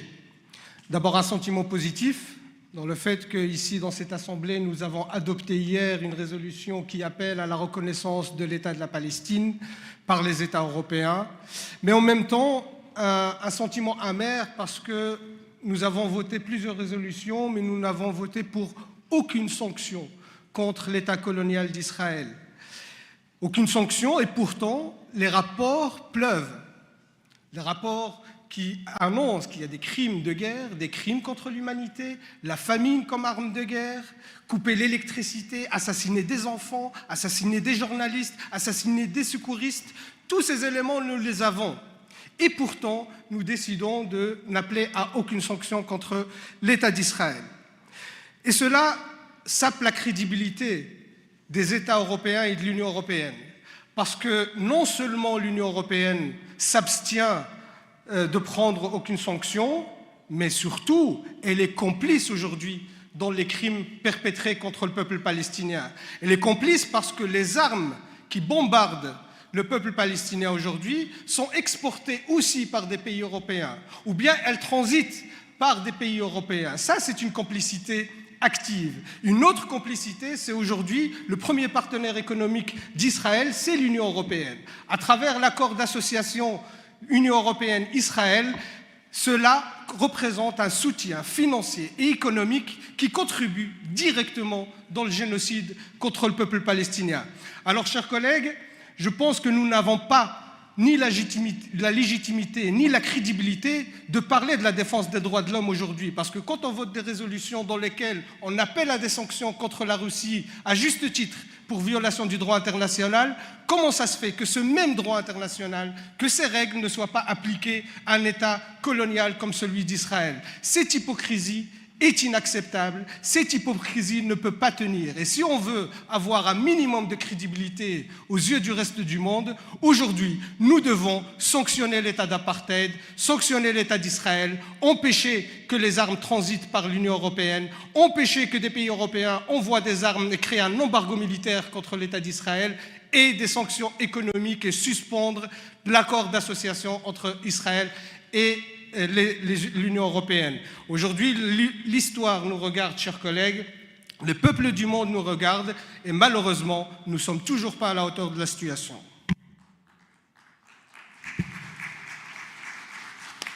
Thank you. Next, Mr. Sean Crowe from Ireland, followed by Mr. Artemi Rayo from Spain. Colleagues, as we sit, Israel's government is starving the people of Gaza. Starvation is being used as a weapon of war. Children starving to death just miles from vital food and medical aid that is being held hostage at the border by an Israeli government that wants this to be. Did any of us ever think that baby formula would be used as a weapon of control? The full, free and unfettered access of humanitarian aid to Gaza must be assured by the global community. NGOs cannot break the siege, but governments can. What we are seeing playing out, as colleagues have said, is a mockery of international law. The Israeli government has weaponised aid, just as it has weaponised hunger as a weapon of war against the Palestinian people. It is grotesque. 697 attacks on healthcare facilities since October 23, and probably one happening now. Every hospital has been shelled. Medical supplies have been targeted by strikes.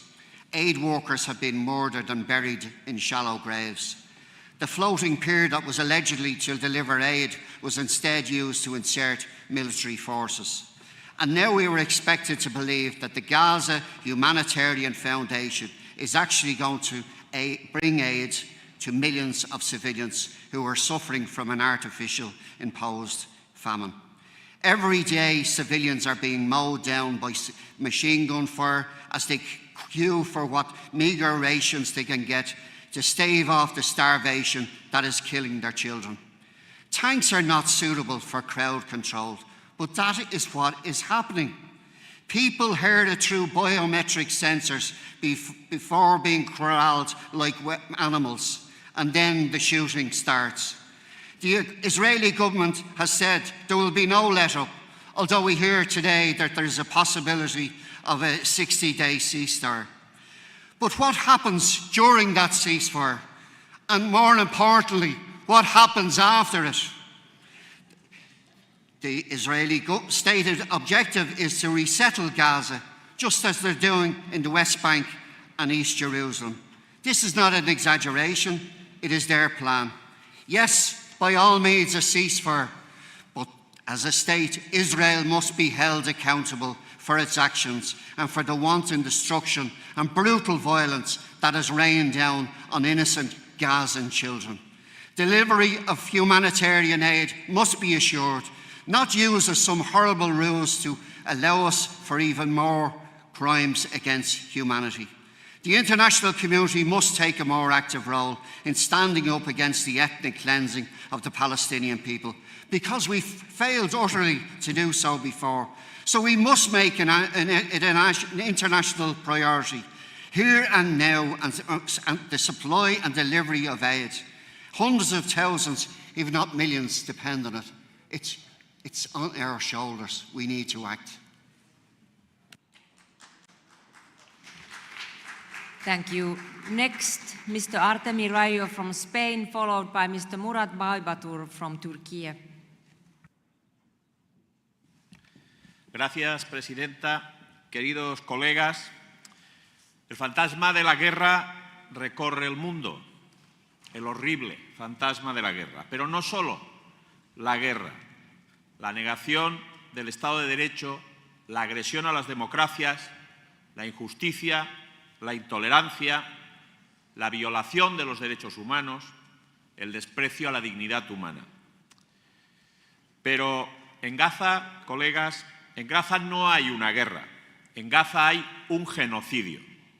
Más de 55.000 palestinos inocentes masacrados por el ejército israelí. La mayoría de ellos mujeres y niños. Hace un año en Bucarest tuvimos nuestra primera discusión en esta asamblea sobre el problema del Middle East. Y entonces eran 40.000 los muertos. Desde entonces se han sumado 15.000 más. 40 muertos cada día durante el último año. Sin piedad ni compasión. Hambre, dolor y sufrimiento. Miles y miles de cuerpos famélicos. Niños muriendo de hambre. Un innegable genocidio. Un repugnante genocidio. Un flagrante y evidente crimen contra la humanidad. Y ante ello hay que decir alto y claro que la administración Trump no puede seguir apoyando este desastre humanitario. Pero tampoco el resto de la comunidad internacional puede seguir mirando hacia otro lado. Hay que exigir el fin de la masacre, exigir responsabilidades a quienes están cometiendo esta barbarie y a partir de ahí construir un futuro definitivo de paz. Paz con dos estados, Israel y el Estado de Palestina. Un Estado palestino como lo reconoció afortunadamente esta asamblea en el día de ayer. Muchas gracias. Thank you. Next, Mr. Murat Baybatur from Turkey, followed by Mr. Thomas Röwekamp from Germany. Sayın Başkan, değerli meslektaşlarım, Helsinki Senedi'nin imzalanması, soğuk savaş kutuplaşmış dünyasına insanların onurlu, eşit ve güvenli bir geleceğe sahip olabileceğine dair ortak bir vaatti. Ancak bugün Helsinki ilkelerinin yerle bir edildiği bir dünyaya tanıklık ediyoruz. 50 yıl önce imzalanan o metin bir umuttu. Zalimliğe karşı hukukun, işgale karşı meşruiyetin, silaha karşı insanlığın tarafında duracağımızın sözüydü. Bugün bu söz hala geçerli mi? Gazze'de insanlar açlıktan ölürken, çocuklar enkaz altında cansız çıkarılırken, hastaneler bombalanırken, insan haklarına ve temel özgürlüklere saygı ilkesi Filistin halkı için askıya alınıyor. İsrail Gazze'de sadece binaları değil, insanlığın vicdanını da yerle bir etmektedir. Bu bir savaş değildir, bu bir yıkımdır, bir vahşettir, bir halkı haritadan silme girişimidir. Ve buna karşı çıkmak sadece Filistin'in değil, insanlığın onurunu savunmaktır. Üstelik İsrail'in saldırgan politikaları Gazze ile sınırlı değil. Batı Şeria'da süregelen yerleşimci politikaları, Filistinlilerin yaşam alanlarının adım adım işgal edilmesi, fiilen iki devletli çözümün ortadan kaldırılması anlamına gelmektir. Bu kabul edilemez. İsrail'in saldırıları insanlığa karşı işlenen bir suç niteliği taşıyan kolektif cezalandırmadır ve bu suç cezasız kaldıkça cesaret bulmaktadır. Bu cesaretin sonucu İsrail'in İran'a karşı yürüttüğü saldırılarla görüyoruz. Uluslararası hukuka içe sayan bu pervasızlık sadece İran'a değil, tüm bölgeye yönelmiş bir tehdittir. İsrail'in nükleer tesislerine saldırması bölgemizi küresel bir felakete sürükleyebilecek bir çılgınlıktır. Bu saldırganlığı durdurmak tüm Agit bölgesinin güvenliği için zorunluluktur. Sözde güvenlik adına yapılan bu saldırılar barışın altını oymaktır. Helsinki ruhunu yaşatmak istiyorsak Gazze'nin, Kudüs'ün, Tahran'ın sesine kulak vermeliyiz. Aksi halde Helsinki senedi sıradan bir kağıt parçasından öteye gidemez. Filistin'den Gazze'ye, Orta Doğu'nun her köşesinde yaşanan acılar bizleri harekete geçirmeye ve Helsinki'nin temel ilkelerine daha sıkı sarılmaya davet ediyor. Bu ruhla hareket ederek daha adil, daha güvenli, daha müreffeh bir dünya inşa edebilir diyoruz. Teşekkür ediyorum. Thank you. Next speaker, Mr. Thomas Röwekamp from Germany, followed by Mr. Christophe Lacroix from Belgium. Madam President, dear colleagues, yes, I totally agree. We do have a humanitarian crisis in Gaza Strip, which is unacceptable. But let me underline, it is no genocide. Let us keep in mind, Israel was brutally attacked on October the 7th by Hamas terrorists from Gaza. And the humanitarian crisis could be ended today by self-disarmament of the terrorists. The State of Israel has every right to self-defense and every justification to combat the terrorists of Hamas. But the Israel government has recently almost completely cut off the Gaza Strip from any humanitarian aid. The Israel Defense Forces are fighting a very harsh war where the distinction between Hamas fighters and civilians can no longer be reliably made. Lives are equally valuable. Israel currently sees itself forced to defend itself against the immediate threat posed by Iran and its proxies, especially Hamas, Hezbollah, and Houthis. Tehran was accelerated its nuclear ambitions, circumvented international agreements, openly articulated its hostility toward Israel, and systematically escalated the conflict through its proxies, including the Hamas. Israel's security is not an option, but an obligation, morally, strategically, and politically. The State of Israel follows a compass of our common values, the protection of democratic societies, the fight against anti-Semitism, the commitment to security, human dignity, and international law. And they are our partners in this assembly. Hamas must be disarmed. Of course, Hamas must finally release the hostages. A democratic state of Israel must guarantee humanitarian standards even when fighting against a terrorist organization. Israel is not only fighting for its territorial integrity, it is fighting for the right to exist as a democratic state in the heart of the region. This threat is real, and it affects us too. A nuclear-armed Iran would be a danger to the entire world order. Therefore, Israel cannot stand alone in this moment. Hamas must be disarmed, of course. Hamas must finally release the hostages. A democratic rule of law like the State of Israel must measure itself by different standards, even when fighting against a terrorist organization. So we have to do both, supporting the State of Israel in its fight for freedom and security, and reminding the Israeli government strictly to its responsibility for international humanitarian law. Thank you.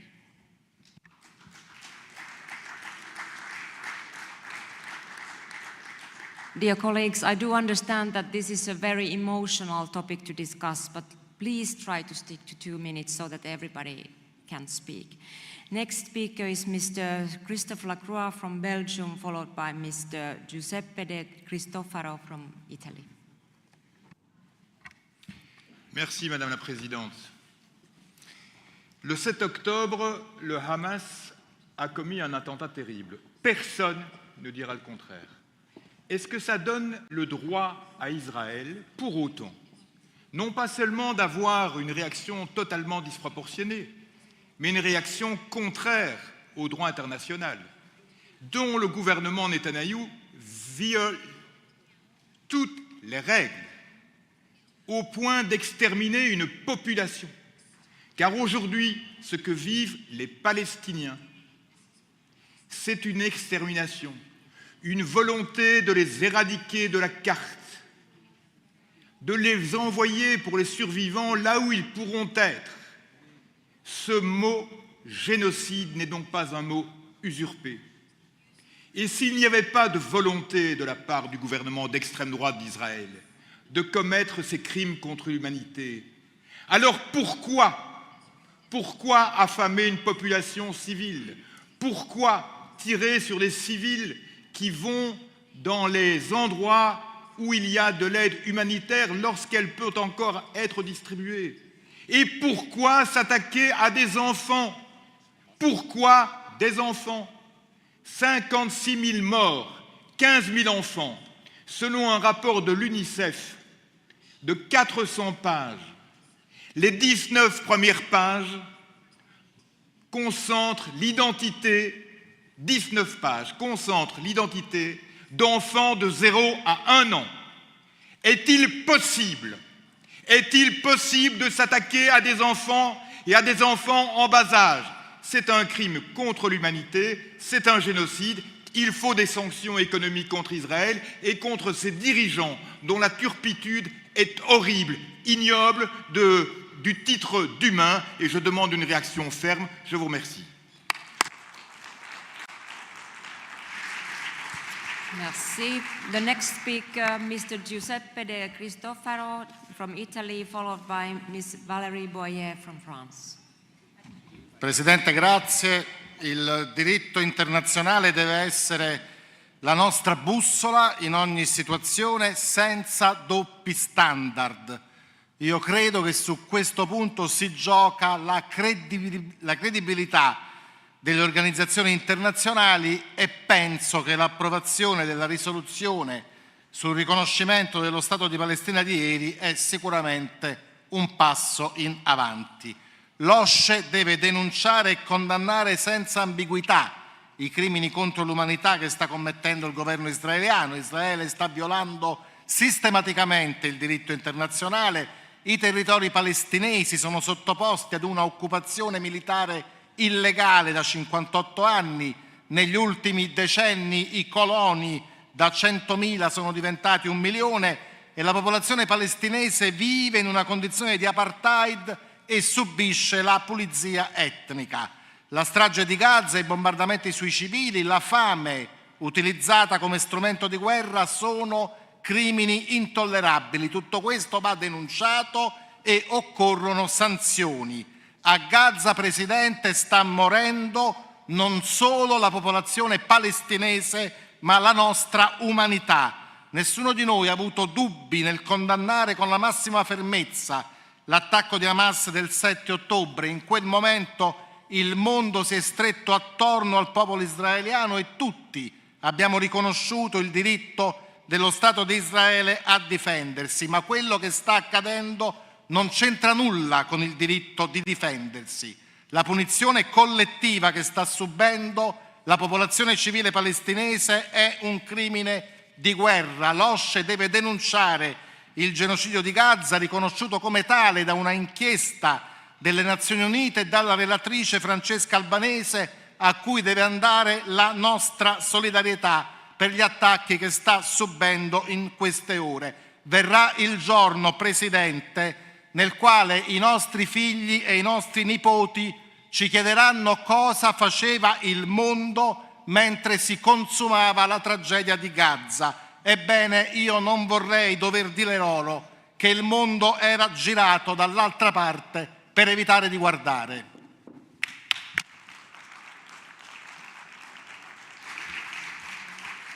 Grazie. Next speaker, Ms. Valérie Boyer from France, followed by Mr. Ali Öztunç from Turquie.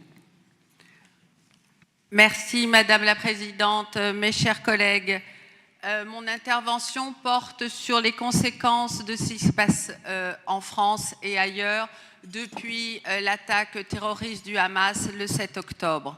En effet, depuis lors, nous assistons à des actes et des actions antisémites partout en Europe. Aujourd'hui, mes chers collègues, je vous demande de faire en sorte que dans nos pays respectifs, les agressions antisémites, les actes antisémites, les propos antisémites cessent et que nous soyons vigilants sur cette résurgence depuis le 7 octobre de ces actions et de ces manifestations antisémites. En France, c'est le cas. Les agressions antisémites ont été fortement multipliées. La situation, effectivement, au Proche-Orient est particulièrement délicate et comme tout le monde et comme tout être humain, je déplore ce qui se passe à Gaza. Néanmoins, je note que les otages ne sont toujours pas rendus, que nous avons des informations absolument abominables sur leurs conditions de détention, que nous savons comment ont été assassinés froidement par le Hamas les petits Kirf et Ariel et leurs mamans et leurs cadavres profanés. Aujourd'hui, même les corps des otages assassinés par le Hamas ne sont toujours pas restitués. Comment pouvons-nous envisager une paix durable, une paix tout court, alors que les otages ne sont pas restitués et que ces organisations terroristes disent matin, midi et soir que leurs objectifs, c'est la destruction d'Israël, sa disparition et la destruction de tous les Juifs, quels qu'ils soient. Voilà le sens de l'intervention que je voulais faire aujourd'hui. Comme tout le monde, effectivement, je souscris aux difficultés rencontrées à Gaza. Mais pour moi, même si je suis favorable à la solution à 2 États, il ne peut pas être envisagé de reconnaissance tant que les otages ne sont pas rendus et tant que des propos sur la fin d'Israël ne sont pas terminés. Je vous remercie. Merci. I have notified that it would be good to provide the interpreters with a copy of your speech beforehand, and especially now that we only have the time for 2 minutes, everybody speaks in such a high speed, so it would really facilitate the interpreters to keep up with what we are saying. Please. So next speaker is Mr. Ali Öztunç from Turkey, and after that, Ms. Linnea Wikman from Sweden. Wikman. Sayın Başkan, teşekkür ediyorum. Değerli meslektaşlarım, Helsinki Nihai Senedi'nin kabulünün 50. yılındayız. Aradan yarım asır geçti ama hala bölgemizde barış ve güvenlik kırılgan, uluslararası hukuk ise sıkça ihlal edilmektedir. Uluslararası hukuk ayaklar altındadır. Gazze'de yaşananlar hepimizin gözleri önünde gerçekleşen bir insanlık trajedisidir ve evet soykırımdır. Aylarca süren abluka, bombardımanlar, insani yardımın engellenmesi ve sivil yerleşimlerin hedef alınması, soruyorum size, Helsinki ruhunun neresini yansıtmaktadır? Eğer bunun yansıttığına inanıyorsanız vicdanınız yok demektedir. Eğer yansıttığına inanmıyorsanız neden susuyorsunuz, neden konuşmuyorsunuz?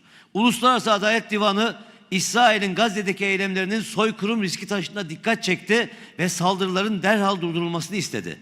Uluslararası Ceza Mahkemesi İsrail'in siyasi ve askeri liderleri hakkında savaş suçu gerekçesiyle tutuklama emrine başvurdu. Bu kararlar hem hukuki hem de ahlaki birer çağrıdır. Bizler Helsinki ilkelerine bağlı olduğumuzu söylüyorsak, dünyanın her yerinde hak ihlallerine karşı ses yükseltmekle yükümlüyüz.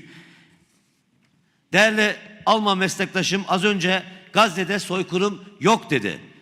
Allah aşkına nedir size göre soykırım? Çocukların, yaşlıların, hastaların, sivillerin öldürülmesi, suçlu suçsuz öldürülmesi soykırım değil de nedir? Yoksa değerli Alman meslektaşım Hitler'in günahlarını çıkartarak yeni bir soykırımla Hitler'in yaptıklarına göz mü yummak istiyor? Sayın Başkan, değerli arkadaşlar, bu çağın Hitler'i Netanyahu'dur. Bunu kabul edeceğiz. Korkmayacağız, cesur olacağız, vicdanlı olacağız. Unutmayın, vicdan en rahat yastıktır. Bir insanda eğer vicdan varsa geceleri çok rahat uyur diyorum. Teşekkür ediyorum.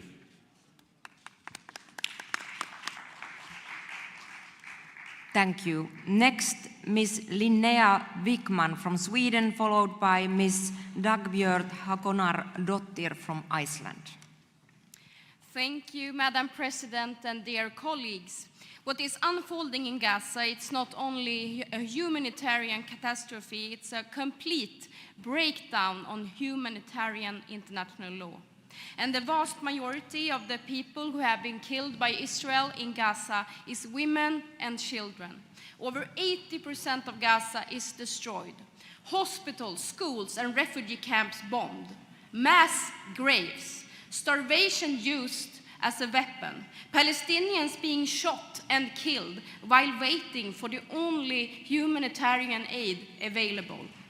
These are crimes against humanity, deliberate and systematic. And this is not self-defense. This is a collective punishment on a scale that the world just cannot keep ignoring. The International Court of Justice and the International Criminal Court have made it clear. International laws are being completely violated. And they have also made it clear, arrest warrants have been requested. The legal process is underway, but the political responsibility remains ours. History will not only judge silence, it will judge inaction, watching this unfold and refusing to act, despite having the tools to do so, is a form of complicity. And the international community must act now with determination for a permanent ceasefire, full humanitarian access, that all hostages are released, justice through the international courts, but also for a concrete political and economic measures to put pressure.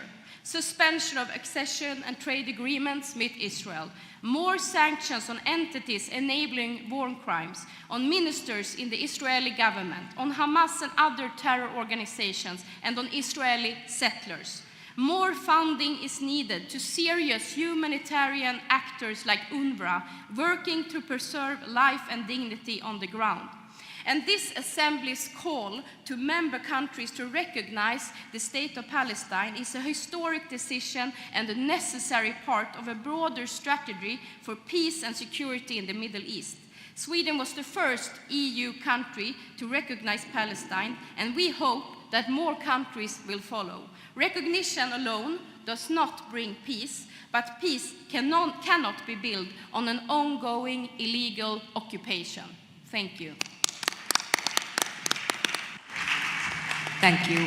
Next, Ms. Dagbjörd Hakonar-Dottir from Iceland, followed by Mr. Stefan Palaria from Romania. Madam President and dear colleagues, we need a ceasefire no later than now, and it has to be permanent. We are now witnessing an utter and total breakdown of the legal and moral order in Gaza, and the brutal intersection of armed combat and starvation has spiraled into a true humanitarian tragedy that bears every symptom of genocidal warfare in the eyes of international law. I repeat, every symptom in the book. The numbers of casualties are staggering, but I must point out that now since late May, more than 600 Palestinian civilians have been killed while waiting for food and basic assistance, and at aid distribution sites, and we are just talking about general civilians seeking nourishment or shelter. And may I remind you that necessary aid has been blocked systematically since the beginning of May, and on behalf of the Israeli government for several weeks. And hunger has, as been said repeatedly here today, it has been weaponized, and it's unacceptable. These acts are violations of the core principles of international humanitarian law, which is distinction, proportionality, and the sanctity of humanitarian assistance. And the Israeli forces have now repeatedly fired on unarmed crowds, and similarly 15 paramedics have been executed in their ambulances at their work in March near Rafah. I call for the OSCE to use its advocacy to pressure the Israeli government to respect the rule of international law. And we must fight to uphold the rules of law in conflict. Dear colleague, let's reaffirm the OSCE's commitment that war does not suspend international law, nor does it suspend our duty to defend humanity. Thank you. Thank you. Next, Mr. Stefan Palariev from Romania, followed by Lord Malcolm Bruce from United Kingdom. Distinguished colleagues, the pursuit of peace in the Middle East once again occupies the attention of the international community. And this is where all of us have to work with resolution towards a steady and long-term solution. The dialogue and strong action must again prevail over conflict. Let's make this clear. While a ceasefire between Iran and Israel is to be welcomed, and we hope this will lead to a de-escalation, it is important that the international community pressures Iran to stop any nuclear program that goes against the international order based on clear rules. Any nuclear proliferation is a threat to us all. In the simplest word possible, it is not acceptable. The recent actions of United States of America and President Donald Trump have signaled that and have eliminated a grave threat to the world peace. We call now for all parties to enter negotiations and refrain from any further provocation. Dear colleagues, peace remains the cornerstone of both reconciliation and long-term prosperity. Syria now stands at a critical point, a moment that must not be missed for the benefits of its people and for the stability of the wider region. There is a need for a Syrian-led and Syrian-owned, peaceful and inclusive transition. All Syrians must stay at the same table and decide upon their future. That is why all violence across Syria needs to end. Syrians from all components of society need protection without discrimination. Romania supported at EU level the lifting of the economic sanctions as an essential tool to strengthen Syria's stability and improve the dire humanitarian and economic situation of all the civilians. Further, the Syrian state needs urgent consolidation of its institutions for ensuring the cohesion of the Syrian state itself, but also for preventing the resurge of ISIS, arms and drug trafficking, and the circulation of mercenaries. Last but not least, the situation in Gaza is worrying at so many levels, first and foremost from the humanitarian perspective.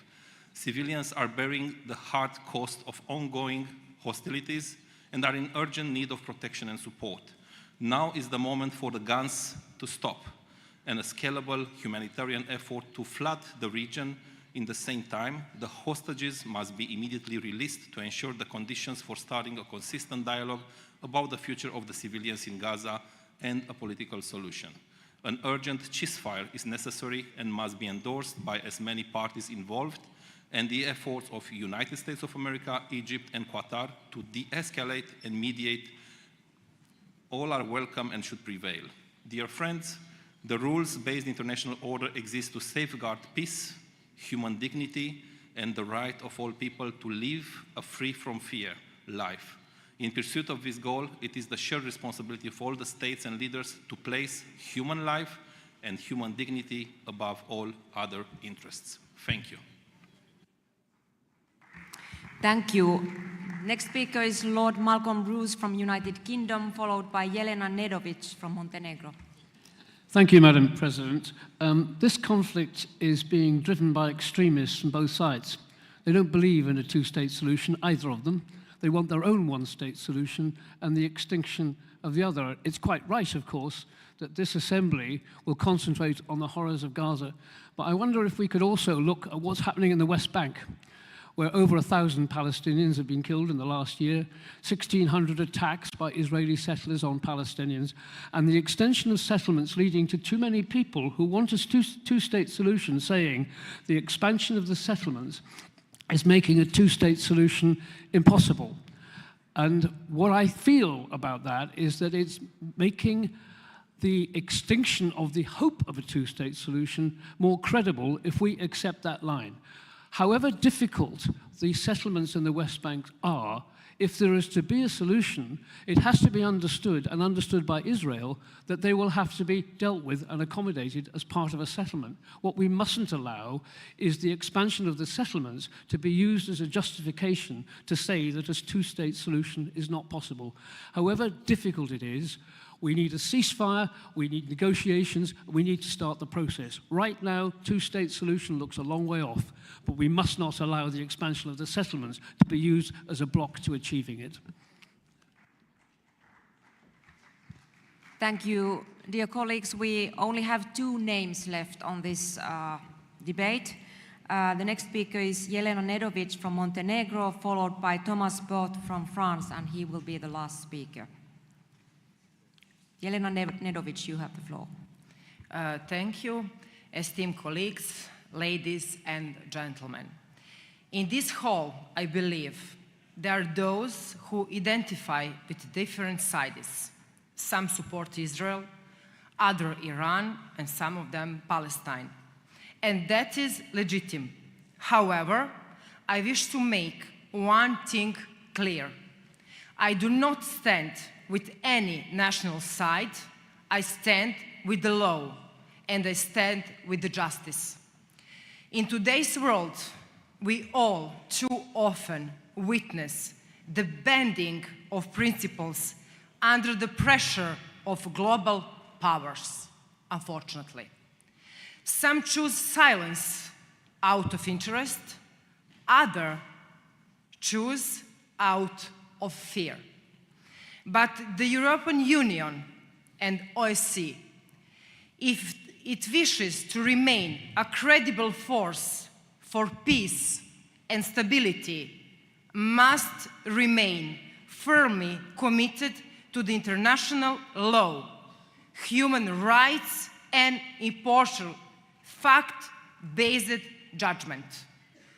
Today, symbolically, I will take on the role of one who speaks in the name of facts. In those facts clearly point to an escalation that threatens to further destabilize the Middle East. And of course, that we have humanitarian crisis in Gaza. Injustice must not be ignored. It must be named. This is not merely a geopolitical context, it is a matter of human lives. I repeat, human lives of civilians and children. A matter of human rights that are being systematically violated. War offers no lasting solutions. It brings suffering, displacement, and erosion of hope, and often creates space for criminal networks that exploit chaos for trafficking in people, organs, and arms.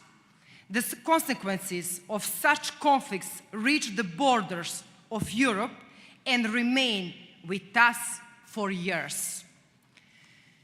Peace cannot be imposed by force, nor maintained by turning a blind eye to injustice.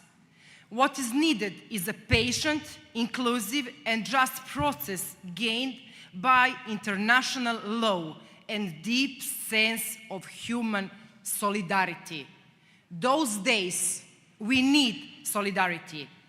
We call on all parties to refrain from further escalation, to open space for dialogue, and to place the protection of human life and dignity at the center of every political process. The role of the international community must be both stabilizing and responsible, not only in the moments of crisis, but in the sustained effort to build lasting peace. The Middle East deserves a future in which children grow up in safety, dignity, and hope, where cultural and religious differences are not lines of division, but resource for shared life. As members of the international community, gather within this organization founded on the principles of peace and respect for human rights, we have a duty not only to advocate for such a future, but to actively I'm sorry, you support have it. to stop now because we don't have time left. I have one more, please. Please, justice and stability in Middle East are not distant challenges, they are an integral part of our collective security and our colleagues' moral obligation. Thank you. Thank you. And the last speaker on this debate is Mr. Thomas Porte from France. You have the floor.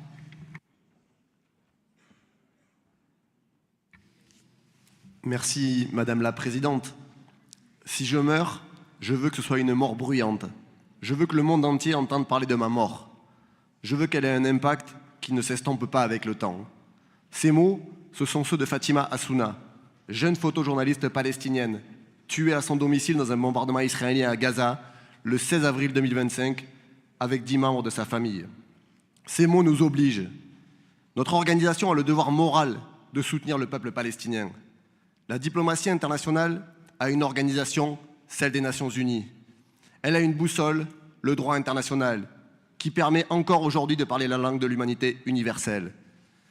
Nous avons depuis dimanche adopté à juste titre des dizaines de résolutions dénonçant la guerre d'agression de la Russie sur l'Ukraine et exigeant des sanctions contre la Russie.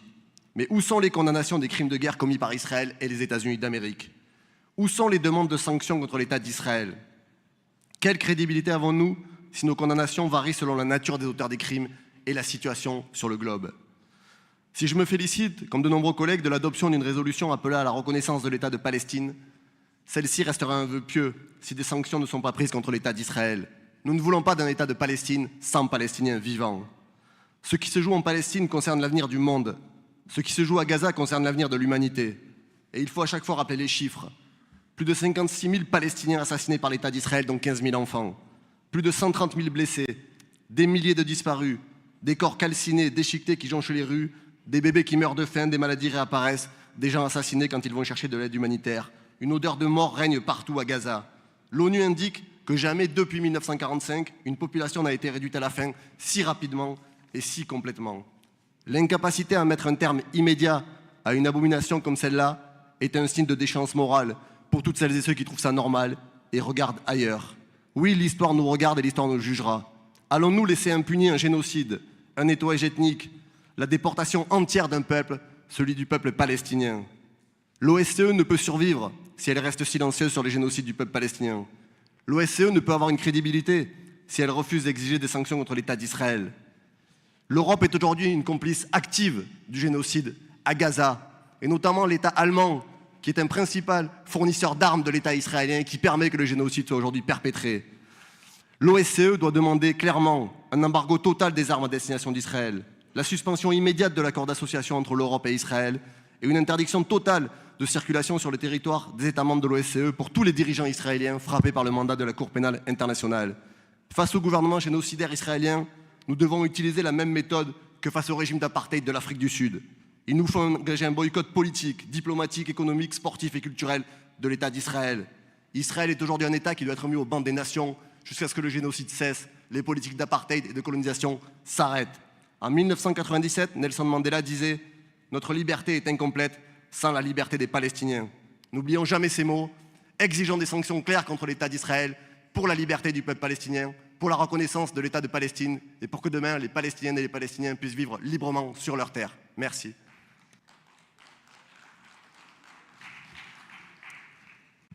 Thank you, and we will now move to item number 6 on our agenda, which will be general debate on the OSCE 50 years after Helsinki. I currently have almost 60 speakers on the list. So because of the long list, we will have an opportunity to continue this debate until 6:15, I've been told. And we will continue tomorrow to exhaust the list of speakers. The speaking time will be 2 minutes. I now call on Mr. Per Juan Pons from Spain, who will be followed by Mark Pritchard from the United Kingdom. And dear colleagues, both of these gentlemen have been given and promised 4 minutes instead of 2, but afterwards we will then return back to 2 minutes. I hope you understand the situation as it is. Mr. Pons, you have the floor.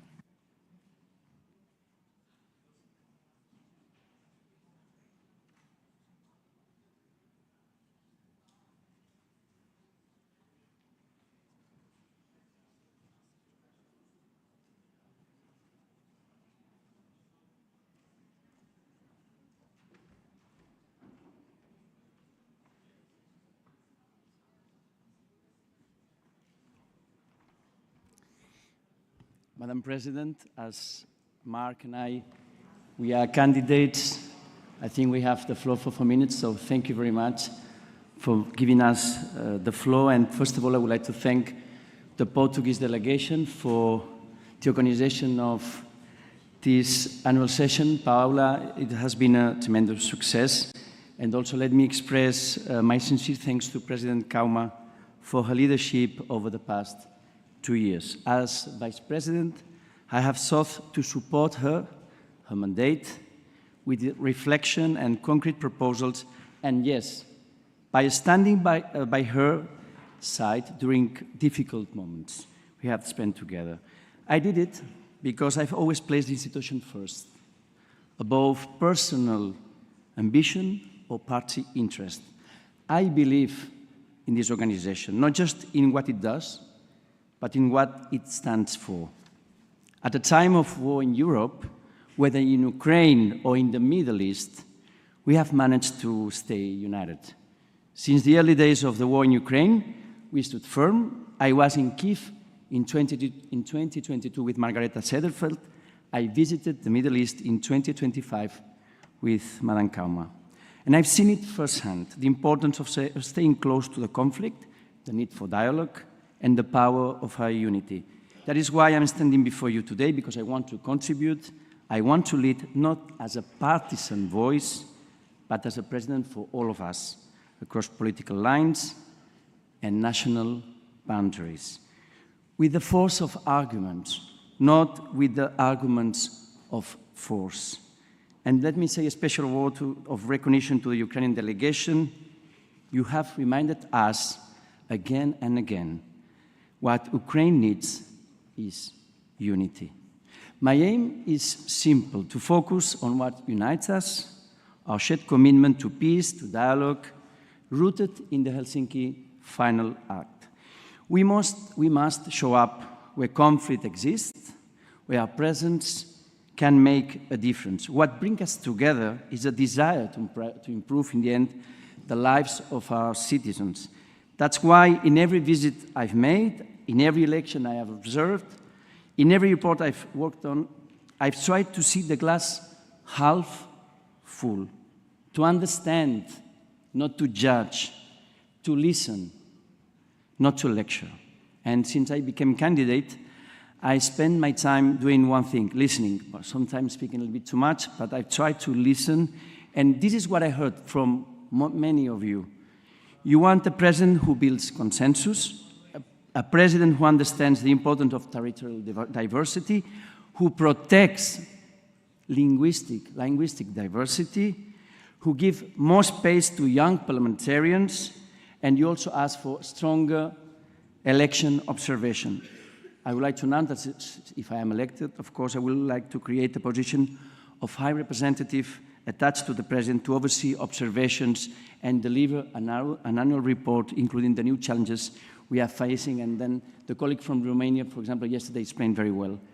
You have asked for better gender and territorial representation and for an assembly without double standards. And for a president that delivers. So I commit to presenting a 2-year action plan in our next session in Istanbul, of course, if I'm elected. And let me end. We must be close to the people. That means standing with the victims in Gaza and in Israel, with the victims in Ukraine, with all victims. But colleagues, after the debate we had today, Gaza forces everyone to confront their conscience. And let me end with a question, because I have not all the answers. Can we truly stand for the European values without believing in Europe itself? Thank you.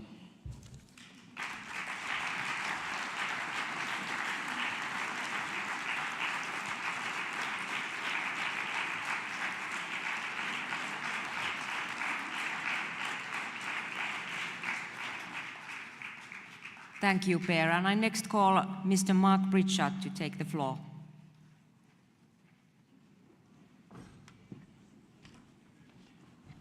Good afternoon, everybody, and to say thank you to our hosts. Portugal have done such a fantastic job in looking after us. As an Englishman, having sunshine for 5 days is a rare treat indeed, so thank you, Portugal. Dear friends, in a conflicted world and contested world, the work of this assembly matters. Your voice matters. Your experience matters. And I thank all of you for your valued contributions over the last few days here in Porto. As this assembly continues to speak up for freedom, democracy, human rights, and the international rule of law, as we continue to offer hope to the voiceless, hope for the oppressed, hope for the persecuted, hope for the forgotten, hope for those for whom liberty and human dignity and human rights is just a dream of a better future.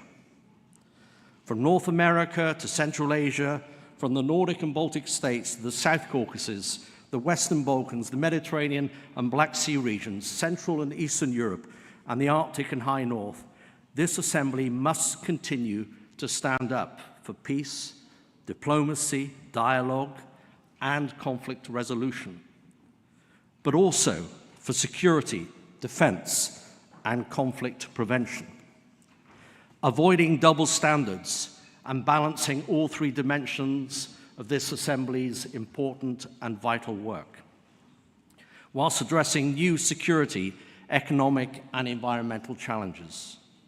Let us defend principled multilateralism, international institutions, and the rules-based order for all their imperfections.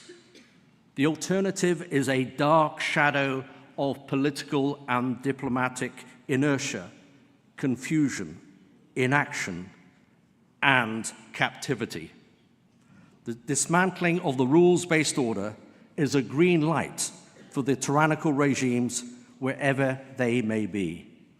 So let us remember, there is more that unites this assembly than divides us.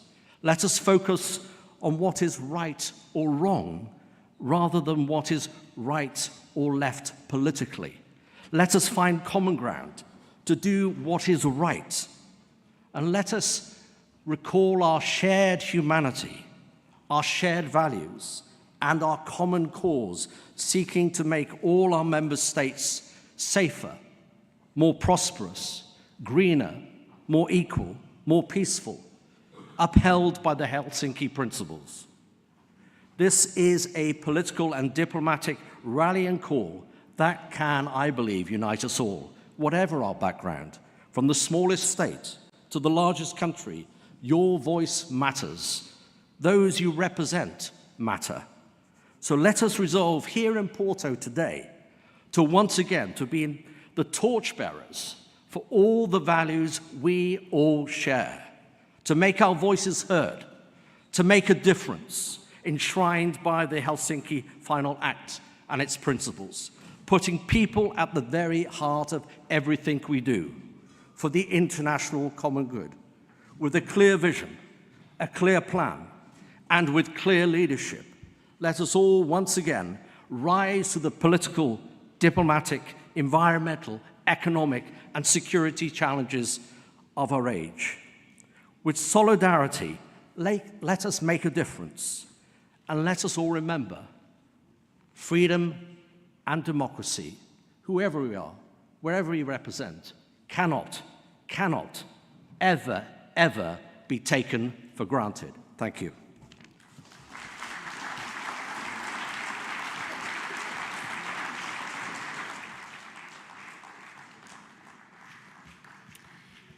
Thank you, Mark. And we now go back to 2-minute interventions, and that will be started by Mr. Serhiy Yevtushok from Ukraine, followed by Mr. Tobias Winkler from Germany.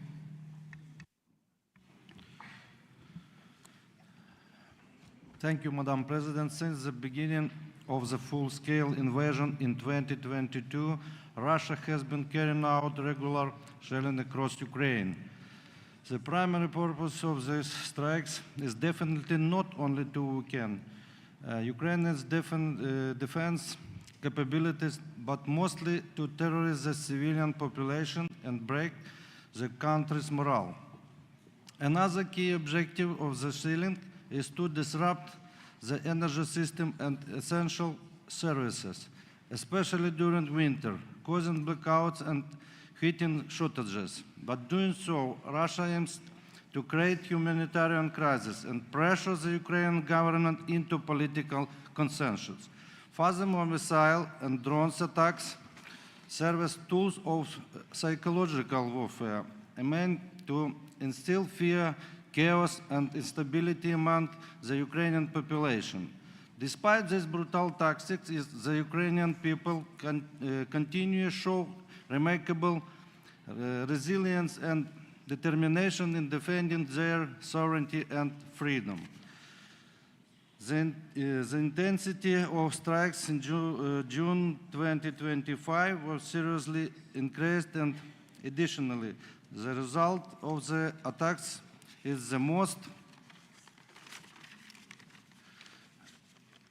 demolition ever. The strikes were made in a wide types of drones, which fly too high to be shot by the bullet-type weapon.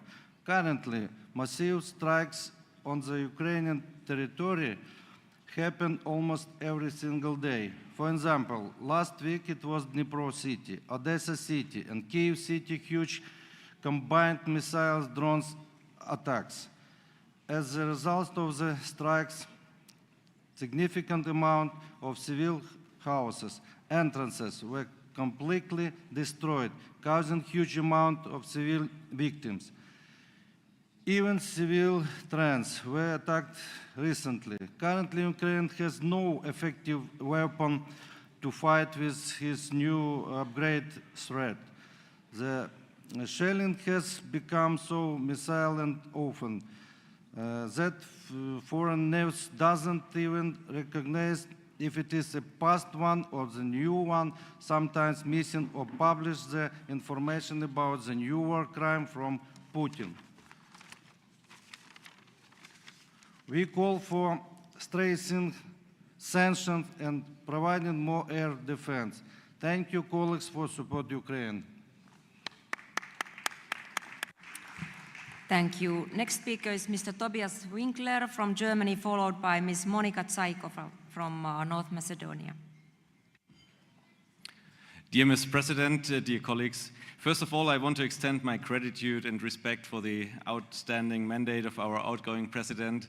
Dear Pia, thank you very much for your engagement and your personal effort, for your passion and for your dedication to our assembly in difficult times. Thank you very much. So commemorating 50 years of Helsinki Final Act is not only a look back. Over the past days here in Porto, we intensively discussed on the new reality for OSCE. The new reality for OSCE means new threats. One of those new threats is broadly recognized but not yet tackled convincingly: the attacks on critical civilian infrastructure. From power grids and healthcare systems to undersea data cables and satellite networks, our critical infrastructure is under constant attack. Civilian infrastructure has become a primary target in wars, and the consequences are deadly, as Ukrainian witness.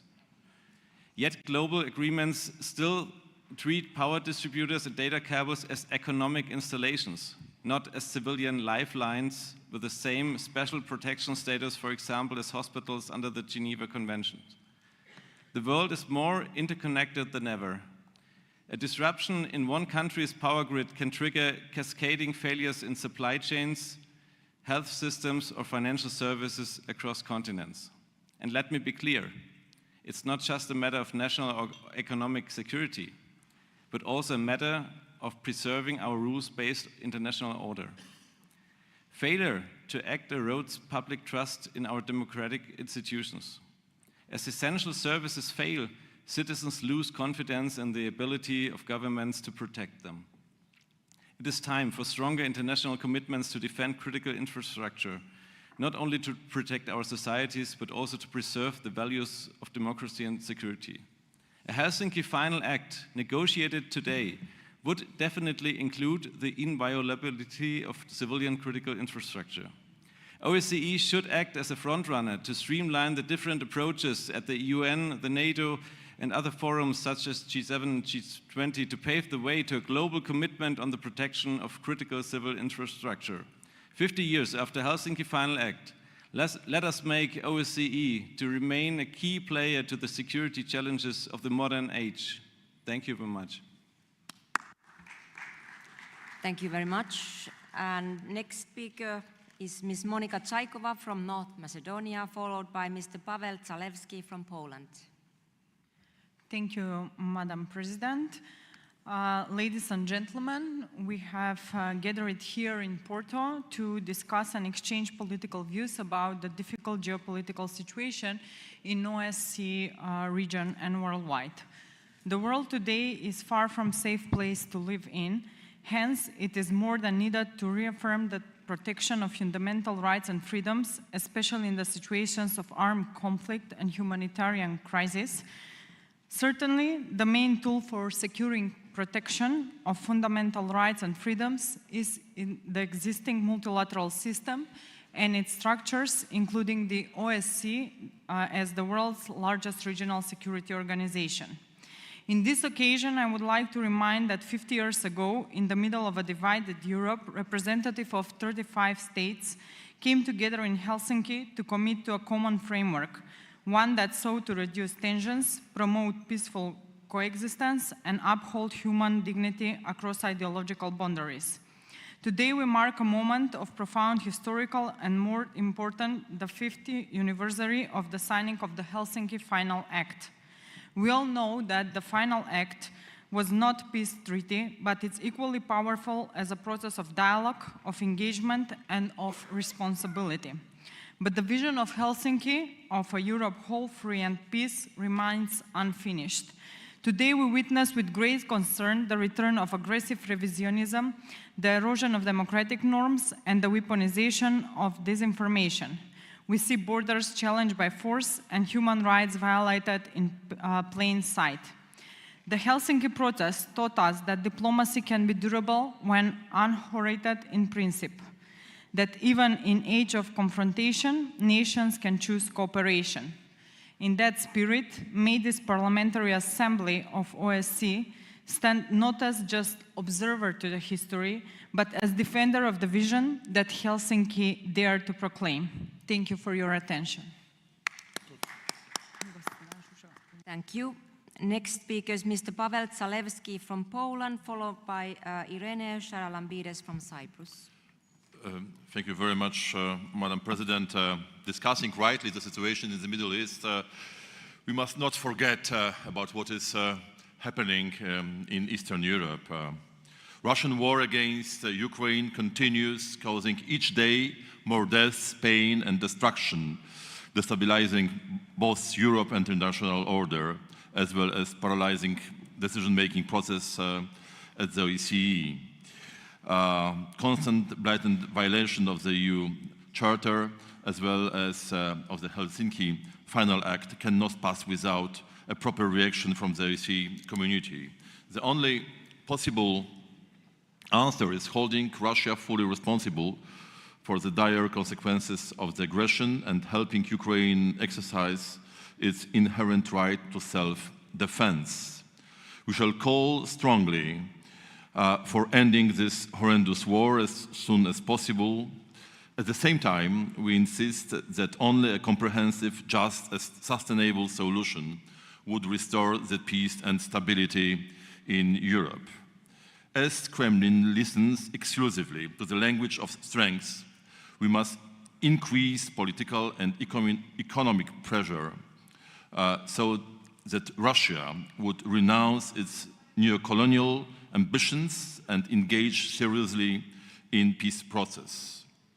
Let's not forget that Russian aggression is not limited to Ukraine, but more and more often targets other countries in the region with hybrid activities, cyber attacks, and campaigns of disinformation that interfere with the electoral process all over the world. It shall never be accepted by the members of OSCE community. Thank you. Thank you. And our next speaker is Mrs. Irene Charalambides from Cyprus, followed by Mr. Papathanasis from Greece. Thank you. Right now, too many sources of conflict are raging. The invasion in Ukraine started more than 3 years ago. The Ukrainian people are still suffering, and no matter the military and financial support, they are the ones that die on the front. They are the ones counting bodies, dead bodies of Ukrainians. Cyprus is in the crossfire of the war in the Middle East. We offer humanitarian assistance, but we are a small country and we cannot do much on our own. Amalthea was one humanitarian project supported by other European countries and the USA, a drop in the ocean. Our assembly cannot afford to look away from the suffering of people that has reached unbearable proportions. Collective punishment violates the core principles of international humanitarian law. All parties must be held to the same standard: respect for life, distinction between combatant and civilians, and accountability. We must support those brave enough to choose dialogue over distraction, diplomacy over war. We urge all sides to move from temporary pauses to lasting peace. Ceasefires are not the end of the conflict, but they are the beginning of hope. But peace will not take root if we ignore the wider architecture of instability. Transparency, especially in the nuclear domain, is no longer optional. It is urgent. We call all actors, without exception, to adhere to international frameworks for nuclear safeguards. There must be no ambiguity about who has or hasn't nuclear weapons. No gray zones, no room for miscalculation. This is not the time for silence. It is a time for courage. The world deserves more than weapons and conflict. It deserves security. It deserves diplomacy. It deserves peace. Thank you, dear colleagues. Thank you. Our next speaker is Mr. Papathanasis from Greece, followed by Mr. Lecomte from France. Dear Chair, dear colleagues, at a time when the very foundations of peace and stability in our wider region are being tested, the role of the OSCE Parliamentary Assembly is more vital than ever. The principles enshrined in the Helsinki Final Act are not only political commitments, they are the moral compass of our continent. Greece strongly condemns all violations of sovereignty and territorial integrity. The illegal war against Ukraine continues to constitute a direct assault on the OSCE's core values. As parliamentarians, we must remain united in defending international law and reaffirming our commitment to the peaceful resolution of disputes. Beyond Ukraine, we must not ignore ongoing tensions in other regions. The Eastern Mediterranean, the South Caucasus, and the Western Balkans remain areas of concern. The recent escalation between Iran and Israel is deeply alarming and risks triggering broader instability in an already volatile region. All efforts must focus on de-escalation, diplomacy, and the prevention of further loss of life. At the same time, we must pay closer attention to emerging and hybrid threats, disinformation campaigns, cyber attacks, and the instrumentalization of migration are growing challenges. On the issue of migration, Greece remains on the front line of irregular flows and continues to manage this complex phenomenon with respect for human rights and international obligations. Greece remains a pillar of stability in Southeast Europe and the Eastern Mediterranean, firmly committed to multilateralism and regional cooperation. Also, parliaments must actively promote human security in all its dimensions, from energy and climate to minority rights. Let us unite beyond borders and ideologies to defend peace, democracy, and security for all. Thank you. Thank you. Our next speaker is Mr. Le Camp from France, followed by Mr. José Carvalho from Portugal.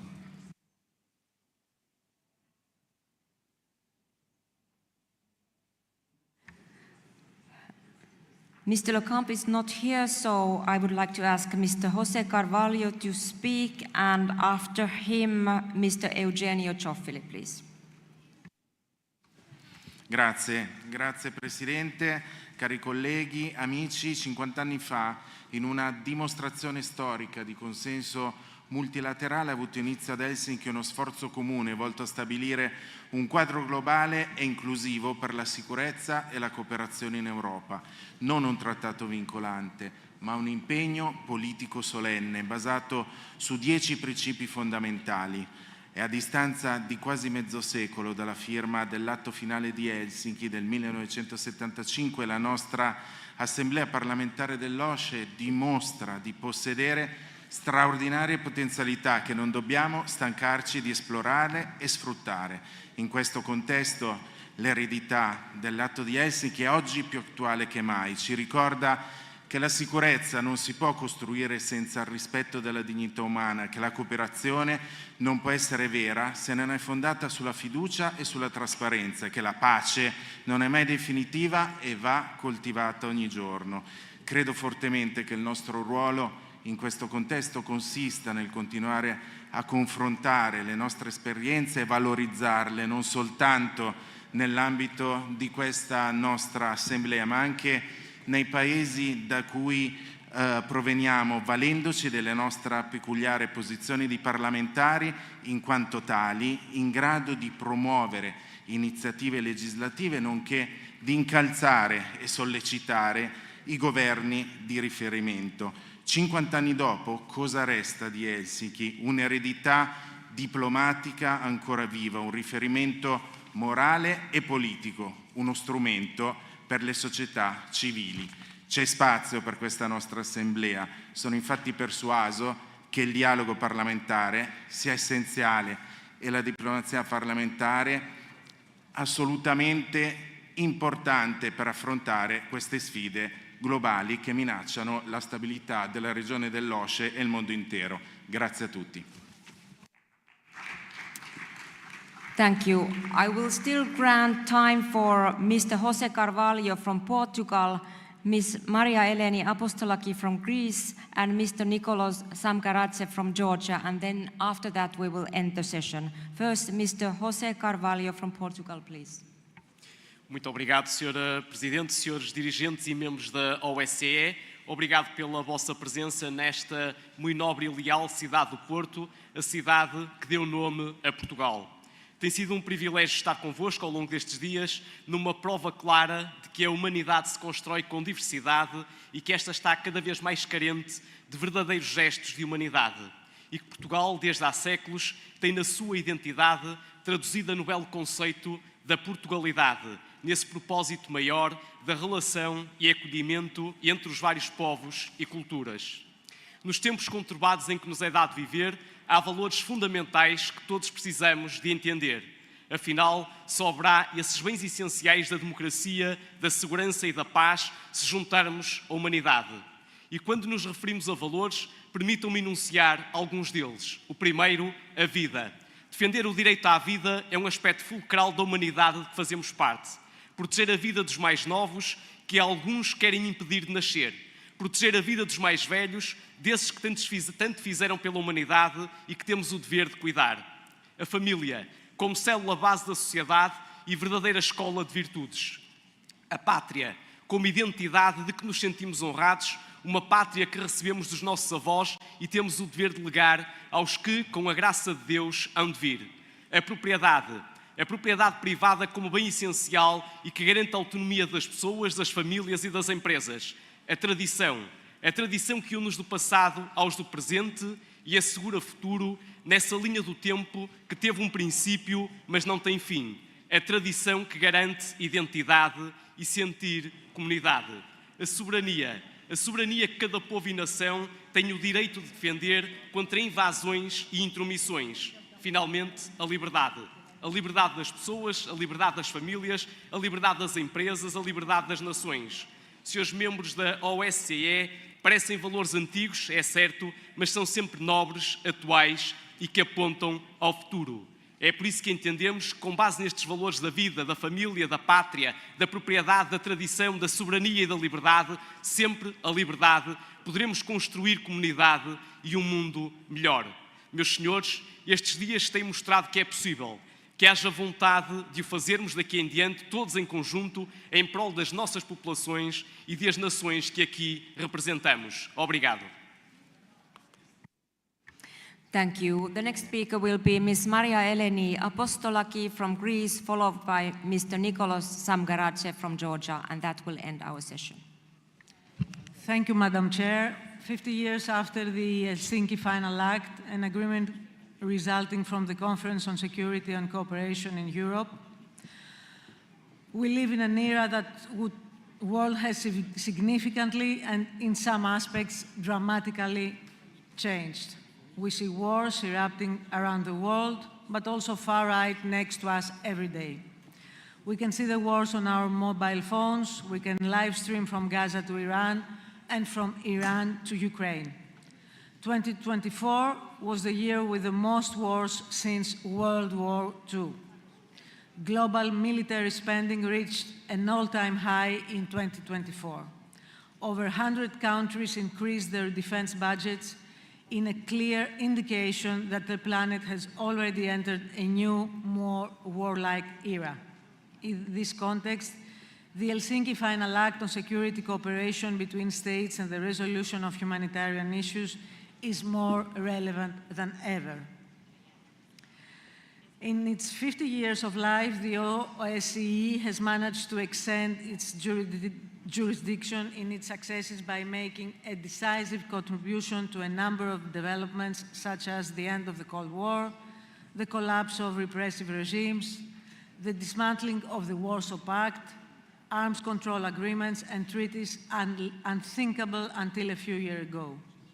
A new strategic concepts that are changing and transforming military and defense doctrines. But what is the next day and what should be the role of OSCE within the current needs? The organization is called upon to remain a political forum for dialogue, negotiation, peacekeeping, operations, and dispute resolution. The organization must contribute to the prevention of conflicts, to the protection of human rights. It cannot and must not stand idly by while war is raging in dozens of places around the world, killing hundreds of children and civilians. Its role is more necessary than ever, and its interventions and initiatives must lead to peace. The rules have changed, and the world as we knew it is falling apart. The answer we must give is to strengthen diplomacy and strengthen organizations such as the OSCE, not to weaken or undermine them. International diplomacy is more than just a tool for managing conflicts. It serves as the backbone for peacekeeping, economic growth, and fostering positive relationships between nations. Representing a country which is committed to the compliance of international law, I consider our organization as a key factor of global stability, peace, and solidarity. Our people are worried. Every day new wars arise in different parts of the world. We have a mission and the responsibility to secure them in peace and make them feel safe. Thank you. Thank you. And before I give the floor to Mr. Nikolaos Samgarache, I would like to give the floor to one of our hosts, Mr. Eurico Brillante Dios, Portugal. And thereafter, Nikolaos. Muito obrigado, Senhora Presidente. Há 50 anos, uma jovem democracia assinou a Ata de Helsínquia. Portugal assinou em 1975 a Ata de Helsínquia, passados poucos meses da Revolução do 25 de Abril de 1974. A jovem democracia portuguesa, há 50 anos, procurava o que procuravam muitos povos europeus: paz, desenvolvimento e uma democracia com qualidade. Nos dias de hoje, nós temos vindo a perder a segurança, temos uma guerra, uma agressão dentro da nossa região, temos a agressão da Federação Russa à Ucrânia e temos vindo progressivamente a perder qualidade nas nossas democracias, onde emergem regimes autoritários que colocam em causa a igualdade e muitas vezes a liberdade, em particular a liberdade de informação. E o desenvolvimento económico é indispensável, assim como é indispensável que esse desenvolvimento económico produza mais igualdade de oportunidades. As tarefas que os dirigentes da nossa região tinham há 50 anos eram tarefas muito exigentes, mas hoje essas tarefas não são menos exigentes. E a OSCE, e em particular a sua Assembleia Parlamentar, deve pensar que a paz, a qualidade da democracia e o desenvolvimento económico continuam a ser instrumentos fundamentais para termos uma vida melhor. E os nossos filhos e as futuras gerações exigem de nós hoje uma afirmação clara pelos princípios da Ata de Helsínquia. Muito obrigado. Thank you very much. And our last speaker for today's list is Mr. Nicholas Samkarache from Georgia. You have the floor. Thank you, Madam Chair. I would like to start my intervention by thanking you, outgoing President of the Assembly, Pia Kauma, for your leadership and ability to withstand external and internal pressures.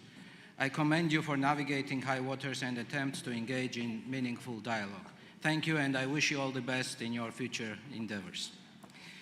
Title of our debate is OSCE 50 years after Helsinki. Unfortunately, we see that the organization is in existential crisis. OSCE failed to prevent armed aggressions by Russia against Georgia and Ukraine.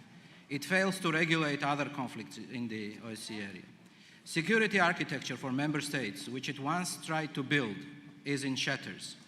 Sovereign territories of my country have been occupied for the last 17 years by Russia, and the international community cannot do anything to change status quo. This crisis is further aggravated by attempts of certain members to silence and exclude colleagues who do not share their opinion or challenge them with valid arguments. Most of you, dear colleagues, are not aware of the fact that recently several members of this Assembly appealed to the Prime Minister of Portugal not to allow Georgian members of the Assembly to enter the country, thus trying to exclude Georgian delegation from participation. This was a highly deplorable act worthy of utmost condemnation, which goes against the values and principles of OSCE and parliamentarism at large. We are witnessing worrying trends nurtured by some members of this Assembly of neglecting findings of election observation missions and making trumped-up statements serving their narrow political interests, interests of their friendly parties, election deniers in our case, or completely disregarding facts. The recent debates in the committees, especially the ones concerning my country, have demonstrated to any neutral observer that accusations against countries are made without providing evidence and solid argumentation. If today it is twisting the finding of electoral reports, spreading lies and calling people who attack with firebombs and Molotov cocktails peaceful, tomorrow in the same way, we might be called elephants, and then if the majority likes this label, then such a nonsense would also end up in the text of a resolution. This is a very dangerous path and erodes the trust and credibility of electoral observation missions and of the organization in general. In these hard times, when we are facing global security challenges, geopolitical shifts, and increasing animosity between the states, we need to stand up for the truth and rule of law. I'm an optimist by nature, and I believe that truth always prevails over lies, and facts always prevail over perceptions. Therefore, I hope that when we gather again next summer, I will be able to concentrate on more positive developments in the OSCE area. Thank you very much. Thank you, Nicholas. This concludes our session today. I would like to thank the interpreters for being here a little bit longer. And for your information, I still have 50 names of our members on the list, and they will be given the floor tomorrow morning when we resume the debate. And tomorrow morning, the plenary will start at 9. But now, dear colleagues, buses are waiting for us downstairs. See you at dinner. Thank you.